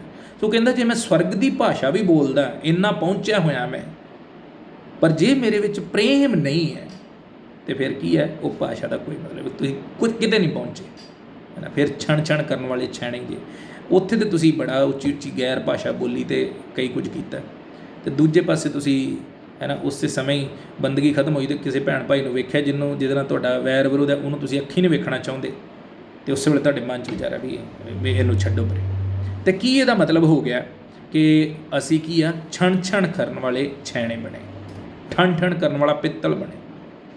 ਸੋ ਤੁਹਾਡੀ ਆਤਮਿਕਤਾ ਦਾ ਕੋਈ ਮਤਲਬ ਨਹੀਂ ਹੈ। ਉਹ ਆਤਮਿਕਤਾ ਪਰਮੇਸ਼ਵਰ ਦੇ ਸਾਹਮਣੇ ਜ਼ੀਰੋ ਹੈ। ਜਿੰਨੀ ਮਰਜ਼ੀ ਵੱਡੀ ਪ੍ਰਾਰਥਨਾ ਕਰੀਏ, ਜਿੰਨਾ ਮਰਜ਼ੀ ਉੱਚੀ ਗੀਤ ਗਾਈਏ, ਭਜਨ ਬੋਲੀਏ, ਕੁਝ ਵੀ ਦਿਖਾਈਏ, ਪਰ ਜੇ ਦੂਸਰੇ ਦੇ ਪ੍ਰਤੀ ਵੈਰ ਵਿਰੋਧ ਅਸੀਂ ਰੱਖ ਕੇ ਬੈਠੇ ਹਾਂ, ਪਰਮੇਸ਼ਵਰ ਕਹਿੰਦਾ ਛਣ ਕਰਨ ਵਾਲੇ ਛੈਣੇ ਜੀ, ਕੁਝ ਨਹੀਂ, ਖੋਖਲੇ ਜੇ। ਕਿਉਂ ਆਵਾਜ਼ ਆਉਂਦੀ ਉਹਨਾਂ ਦੇ ਵਿੱਚ, ਜ਼ਿਆਦਾ ਆਵਾਜ਼ ਕਿਉਂ ਹੁੰਦੀ ਇਹਨਾਂ ਸਾਜ਼ਾਂ ਦੇ ਵਿੱਚ? ਕਿਉਂਕਿ ਇਹਨਾਂ ਦੇ ਅੰਦਰ ਕੁਝ ਨਹੀਂ ਹੁੰਦਾ। ਢੋਲਕੀ ਹੈ, ਇਹਨਾਂ ਦੇ ਅੰਦਰ ਕੀ ਹੈ? ਕੁਝ ਨਹੀਂ ਹੈ, ਖਾਲੀ ਹੈ। ਇਸੇ ਕਰਕੇ ਉਹਦੀ ਆਵਾਜ਼ ਜ਼ਿਆਦਾ ਹੈ ਨਾ। ਜੇ ਅਸੀਂ ਛੈਣੇ ਵੇਖੀਏ, ਅੰਦਰੋਂ ਖਾਲੀ ਹੁੰਦੇ ਨੇ ਨਾ, ਬਾਹਰੋਂ ਆਵਾਜ਼ ਕਰਦੇ। ਸੋ ਪਰਮੇਸ਼ਵਰ ਦੇ ਵਚਨ 'ਚ ਜਿਹੜਾ ਉਦਾਹਰਨ ਦਿੱਤਾ ਗਿਆ ਨਾ, ਉਹ ਕਹਿੰਦਾ ਇਹੀ ਹੈ, ਤੁਸੀਂ ਆਵਾਜ਼ ਹੀ ਕਰਦੇ ਜੈ ਮਸੀਹ ਦੀ, ਜੈ ਮਸੀਹ ਦੀ, ਹੈ ਨਾ, ਹਾਲੇਲੂਇਆ ਹਾਲੇਲੂਇਆ, ਗੈਰ ਭਾਸ਼ਾ ਬੋਲਣੀਆਂ, ਇਹ ਉਹ ਕਈ ਕੁਝ, ਅੰਦਰ ਤੇ ਤੁਹਾਡੇ ਕੁਝ ਹੈ ਹੀ ਨਹੀਂ। ਜੇ ਇੱਕ ਨਿੱਕੀ ਜਿਹੀ ਗੱਲ ਹੈ ਪ੍ਰੇਮ, ਬੜੀਆਂ ਗੱਲਾਂ ਬਾਈਬਲ ਦੇ ਵਿੱਚ ਲਿਖੀਆਂ ਜੋ ਸਾਡੇ 'ਚ ਹੋਣੀਆਂ ਚਾਹੀਦੀਆਂ ਨੇ, ਪਰ ਇਸ ਜਗ੍ਹਾ 'ਤੇ ਅਸੀਂ ਪ੍ਰੇਮ ਦੀ ਗੱਲ ਕਰੀਏ, ਕਹਿੰਦੇ ਜੇ ਉਹ ਹੈ ਨਹੀਂ, ਅੰਦਰੋਂ ਖਾਲੀ 'ਚ, ਦੂਜਿਆਂ 'ਚ ਸਾਨੂੰ ਦਿਸਦਾ ਕਿ ਉਹ ਇਸ ਤਰ੍ਹਾਂ ਦਾ, ਉਹ ਇਸ ਤਰ੍ਹਾਂ ਦਾ, ਉਹ ਇਸ ਤਰ੍ਹਾਂ ਦਾ, ਪਰ ਅਸੀਂ ਕਿੰਨਾ ਸਾਡੇ ਲਈ, ਸਾਡੇ 'ਚ ਇੱਕ ਦੂਜੇ ਲਈ ਪ੍ਰੇਮ। ਸੋ ਪਰਮੇਸ਼ਵਰ ਕੀ ਕਹਿੰਦਾ ਹੈ, ਸਾਡੇ ਅੰਦਰ ਉਹ ਪ੍ਰੇਮ ਹੋਣਾ ਚਾਹੀਦਾ। ਫਿਰ ਲਿਖਿਆ 2 ਆਇਤ ਦੇ ਵਿੱਚ, ਅਤੇ ਭਾਵੇਂ ਮੈਨੂੰ ਅਗੰਮ ਵਾਕ ਬੋਲਣਾ ਹੋਵੇ, ਮਤਲਬ ਭਵਿੱਖਬਾਣੀਆਂ ਤੁਸੀਂ ਕਰੋ, ਹੈ ਨਾ, ਆਉਣ ਵਾਲੇ ਸਮੇਂ ਦੀਆਂ ਗੱਲਾਂ ਦੱਸੋ, ਇੰਨਾ ਤੁਹਾਨੂੰ ਗਿਆਨ ਹੈ। ਅਤੇ ਲਿਖਿਆ ਜੇ ਤੁਹਾਨੂੰ ਭਵਿੱਖਬਾਣੀਆਂ ਕਰਨੀਆਂ ਹੋਣ ਅਤੇ ਮੈਂ ਸਾਰਾ ਭੇਤ ਅਤੇ ਸਾਰਾ ਗਿਆਨ ਜਾਣਾ, ਤੁਹਾਨੂੰ ਵੱਡੀਆਂ ਗੱਲਾਂ ਪਤਾ, ਸਾਰਾ ਗਿਆਨ ਤੁਹਾਡੇ ਕੋਲ ਹੈ, ਅਤੇ ਭਾਵੇਂ ਮੈਂ ਪੂਰੀ ਨੇਚਰ ਰੱਖਾਂ, ਵਿਸ਼ਵਾਸ ਵੀ ਪੂਰਾ ਰੱਖਦੇ ਜੇ ਤੁਸੀਂ, ਇਹਨਾਂ ਦਿਖਾਉਂਦੇ ਜੇ ਵੀ ਸਾਨੂੰ ਬੜਾ ਵਿਸ਼ਵਾਸ ਹੈ, ਪੂਰੀ ਨੇਚਰ ਰੱਖਾਂ, ਅਜਿਹੀ ਵੀ ਪਹਾੜਾਂ ਨੂੰ ਹਟਾ ਦਿਆਂ, ਐਸਾ ਵਿਸ਼ਵਾਸ ਵੀ ਤੁਹਾਡੇ ਕਹਿਣ 'ਤੇ ਪਹਾੜ ਵੀ ਹਟ ਜਾਣ, ਤੁਹਾਡੇ ਅੰਦਰ ਬੜੀ ਸ਼ਕਤੀ ਹੈ, ਪਰ ਪ੍ਰੇਮ ਨਾ ਰੱਖਾਂ ਤਾਂ ਮੈਂ ਕੁਝ ਵੀ ਨਹੀਂ। ਪੌਲਸ ਕੀ ਕਹਿੰਦਾ ਹੈ ਨਾ, ਜੇ ਪ੍ਰੇਮ ਨਹੀਂ, ਕਿਸੇ ਗੱਲ ਦਾ ਕੋਈ ਮਤਲਬ ਨਹੀਂ। ਹੁਣ ਤੁਸੀਂ ਇਹ ਦੇਖਣਾ ਹੈ, ਪਰਮੇਸ਼ਵਰ ਤੋਂ ਅਸੀਂ ਪਾਉਣਾ ਬਹੁਤ ਕੁਝ ਚਾਹੁੰਦੇ ਹਾਂ, ਪਰਮੇਸ਼ਵਰ ਸਾਨੂੰ ਆਹ ਵੀ ਦੇ ਦੇ, ਆਹ ਵੀ ਦੇ ਦੇ, ਪਰ ਪਰਮੇਸ਼ਵਰ ਕਹਿੰਦਾ ਵੀ ਜੋ ਵੀ ਤੁਹਾਡੇ ਅੰਦਰ ਆਤਮਿਕਤਾ, ਬੜਾ ਤੁਹਾਨੂੰ ਬਾਈਬਲ ਦਾ ਗਿਆਨ ਹੈ, ਬੜੇ ਤੁਹਾਡੇ ਕੋਲ ਗੀਤ ਭਜਨ ਨੇ, ਬੜੀ ਤੁਹਾਡੀ ਆਵਾਜ਼ ਸੁਰੀਲੀ ਹੈ, ਬੜੇ ਤੁਸੀਂ ਭਵਿੱਖਬਾਣੀਆਂ ਕਰਦੇ ਜੇ, ਬੜੇ ਤੁਸੀਂ ਗੈਰ ਭਾਸ਼ਾ ਬੋਲਦੇ ਜੇ, ਉੱਚੀ ਪ੍ਰਾਰਥਨਾ ਕਰਦੇ ਜੇ, ਬੜੇ ਵਰਤ ਰੱਖਦੇ ਜੇ, ਉਹ ਕੀ ਕਹਿੰਦਾ, ਸਾਰੀਆਂ ਚੀਜ਼ਾਂ ਵਿਅਰਥ ਨੇ ਜੇ ਤੁਹਾਡੇ ਅੰਦਰ ਪ੍ਰੇਮ ਨਹੀਂ ਹੈ। ਆਪਣੇ ਆਪ ਨੂੰ ਜਾਂਚੀਏ, ਪਰਖੀਏ। ਜੇ ਅਸੀਂ ਆਪਣੇ ਘਰ 'ਚ ਵੀ ਜੇ ਅਸੀਂ ਗੱਲ ਕਰੀਏ, ਜੇ ਅਸੀਂ ਆਪਣੇ ਪਰਿਵਾਰ 'ਚ ਆਪਣੇ ਜੀਆਂ ਨਾਲ ਪ੍ਰੇਮ ਨਹੀਂ ਰੱਖ ਸਕਦੇ, ਤਾਂ ਬਾਹਰ ਅਸੀਂ ਪ੍ਰੇਮ ਕੀ ਰੱਖਾਂਗੇ? ਜੇ ਅਸੀਂ ਭੈਣਾਂ ਭਾਈਆਂ ਨਾਲ ਪ੍ਰੇਮ ਨਹੀਂ ਰੱਖ ਸਕਦੇ, ਜਿਹੜੇ ਮਨੁੱਖਾਂ ਨੂੰ, ਅਸੀਂ ਇਨਸਾਨਾਂ ਨੂੰ ਆਪਣੇ ਨਾਲ ਰੋਜ਼ ਮਿਲਦੇ ਗਿਲਦੇ ਹਾਂ, ਸੋਚਦੇ ਹਾਂ, ਉਹਨਾਂ ਨਾਲ ਗੱਲਬਾਤ ਕਰਦੇ ਹਾਂ, ਹਰ ਐਤਵਾਰ ਸੰਗਤੀ ਕਰਦੇ ਹਾਂ, ਹੈ ਨਾ, ਜੇ ਅਸੀਂ ਉਹਨਾਂ ਨਾਲ ਪ੍ਰੇਮ ਨਹੀਂ ਵਿਖਾ ਸਕਦੇ, ਤਾਂ ਪਰਮੇਸ਼ਵਰ ਕਹਿੰਦਾ ਬਾਕੀ ਤਾਂ ਬੜੀ ਵੱਡੀ ਗੱਲ ਹੋਈ, ਤੁਸੀਂ ਮੈਨੂੰ ਜਾਣਦੇ ਹੀ ਨਹੀਂ। ਫਿਰ ਕੀ ਲਿਖਿਆ, ਅਤੇ ਭਾਵੇਂ ਮੈਂ ਆਪਣਾ ਸਾਰਾ ਮਾਲ ਖਵਾਉਣ ਲਈ ਪੁੰਨ ਕਰ ਦਿਆਂ, ਅਤੇ ਭਾਵੇਂ ਮੈਂ ਆਪਣਾ ਸਰੀਰ ਸੜਨ ਲਈ ਦੇ ਦਿਆਂ, ਪਰ ਪ੍ਰੇਮ ਨਾ ਰੱਖਾਂ ਤਾਂ ਕੁਝ ਲਾਭ ਨਹੀਂ। ਹੈ ਨਾ। ਸਾਰਾ ਭਾਵੇਂ ਸਭ ਕੁਝ ਵੇਚ ਵੱਟ ਕੇ ਦਾਨ ਕਰ ਦਿਓ, ਪਰ ਜੇ ਪ੍ਰੇਮ ਨਹੀਂ ਤੇ ਫਿਰ ਕੁਝ ਨਹੀਂ, ਹੈ ਨਾ। ਭਾਵੇਂ ਕਿੰਨੇ ਵੱਡੇ ਤੁਸੀਂ ਦਾਨੀ ਜੇ। ਫਿਰ ਲਿਖਿਆ ਪ੍ਰੇਮ ਧੀਰਜਵਾਨ ਅਤੇ ਕਿਰਪਾਲੂ ਹੈ, ਪ੍ਰੇਮ ਖੁਣਸ ਨਹੀਂ ਕਰਦਾ। ਪ੍ਰੇਮ ਕਿਰਪਾਲੂ ਹੈ, ਦਇਆ ਦਿਖਾਉਂਦਾ ਅਤੇ ਧੀਰਜ ਰੱਖਦਾ ਹੈ। ਪ੍ਰੇਮ ਕੀ ਹੈ? ਧੀਰਜ ਰੱਖਣ ਦਾ ਕੀ ਮਤਲਬ ਹੈ? ਸਾਡੇ ਨਾਲ ਕੋਈ ਮਾੜਾ ਕਰ ਰਿਹਾ ਹੈ ਨਾ, ਸਾਨੂੰ ਗੁੱਸਾ ਕਰਦਾ, ਸਾਡੇ ਨਾਲ ਲੜਦਾ ਹੈ, ਕੁਝ ਕਰਦਾ ਹੈ, ਅਤੇ ਜੇ ਤੁਸੀਂ ਧੀਰਜ ਰੱਖਦੇ ਜੇ, ਇਹਦਾ ਮਤਲਬ ਤੁਹਾਡੇ ਅੰਦਰ ਪ੍ਰੇਮ। ਸੋ ਕੀ ਲਿਖਿਆ? ਪਰਮੇਸ਼ਵਰ ਦੀ ਬਾਣੀ ਕਹਿੰਦੀ ਪ੍ਰੇਮ ਧੀਰਜਵਾਨ ਹੈ ਅਤੇ ਕਿਰਪਾਲੂ, ਫਿਰ ਵੀ ਕਿਰਪਾ ਵਿਖਾਉਂਦਾ। ਪ੍ਰੇਮ ਖੁਣਸ ਨਹੀਂ ਕਰਦਾ, ਈਰਖਾ ਨਹੀਂ ਰੱਖਦਾ। ਕਿਸੇ ਨਾਲ ਈਰਖਾ ਨਹੀਂ ਹੈ ਪ੍ਰੇਮ ਦੇ ਵਿੱਚ। ਪ੍ਰੇਮ ਈਰਖਾ ਨਹੀਂ ਕਰਦਾ, ਪ੍ਰੇਮ ਫੁੱਲਦਾ ਨਹੀਂ, ਘਮੰਡ ਨਹੀਂ ਹੈਗਾ ਵਿੱਚ। ਪ੍ਰੇਮ ਫੂੰ ਫੂੰ ਨਹੀਂ ਕਰਦਾ, ਵੱਡੀਆਂ ਵੱਡੀਆਂ ਗੱਲਾਂ ਫੋਕੀਆਂ ਗੱਪਾਂ ਉਹ ਨਹੀਂ ਕਿਸੇ ਨੂੰ ਦਿਖਾਉਣ ਲਈ ਕੁਝ ਨਹੀਂ ਕਰਦਾ। ਸੋ ਕੀ ਹੈ ਸਾਡੇ ਅੰਦਰ? ਜੇ ਇਹ ਚੀਜ਼ਾਂ ਹੈਗੀਆਂ ਤਾਂ ਫਿਰ ਪ੍ਰੇਮ ਨਹੀਂ। ਪ੍ਰੇਮ ਕੁਚੱਜਿਆ ਨਹੀਂ ਕਰਦਾ, ਸਵਾਰਥੀ ਨਹੀਂ ਹੈ, ਆਪ ਸਿਰਫ ਆਪਣਾ ਹੀ ਨਹੀਂ ਸੋਚਦਾ, ਹੈ ਨਾ। ਇਸੇ ਕਰਕੇ ਮੈਂ ਕਿਹਾ, ਇਸੇ ਸਮੇਂ 'ਤੇ ਜਦੋਂ ਮੁਸ਼ਕਿਲ ਦਾ ਸਮਾਂ ਸੀ, ਕਿੰਨਾ ਕੁ ਅਸੀਂ ਕਿਸੇ ਲਈ ਹਾਲ ਚਾਲ ਪੁੱਛਿਆ। ਆਪਣੇ ਭੈਣ ਭਾਈ ਲਈ, ਚਲੋ ਸੰਸਾਰ ਦੇ ਵਿੱਚ ਤਾਂ ਅਸੀਂ ਸ਼ਾਇਦ ਦੂਸਰਿਆਂ ਲਈ ਨਾ ਕਰ ਸਕੇ ਹੋਈਏ, ਪਰ ਆਪਣੇ ਕਿਸੇ ਭੈਣ ਭਰਾ ਲਈ ਕਿੰਨਾ ਕੀਤਾ। ਕਿਸੇ ਨੂੰ ਹਾਲ ਚਾਲ ਪੁੱਛਿਆ, ਦੁੱਖ ਸੁੱਖ ਵੇਲੇ ਕਿਸੇ ਦੀ ਕੋਈ ਮਦਦ ਕਰਨ ਦੀ ਕੋਸ਼ਿਸ਼ ਕੀਤੀ। ਸੋ ਜੇ ਕੀਤਾ ਤਾਂ ਪਰਮੇਸ਼ਵਰ ਤੁਹਾਨੂੰ ਬਹੁਤ ਬਰਕਤ ਦੇਵੇ, ਪਰ ਜੇ ਨਹੀਂ ਕੀਤਾ ਤਾਂ ਵਿਚਾਰ ਕਰਨ ਦੀ ਲੋੜ ਹੈ।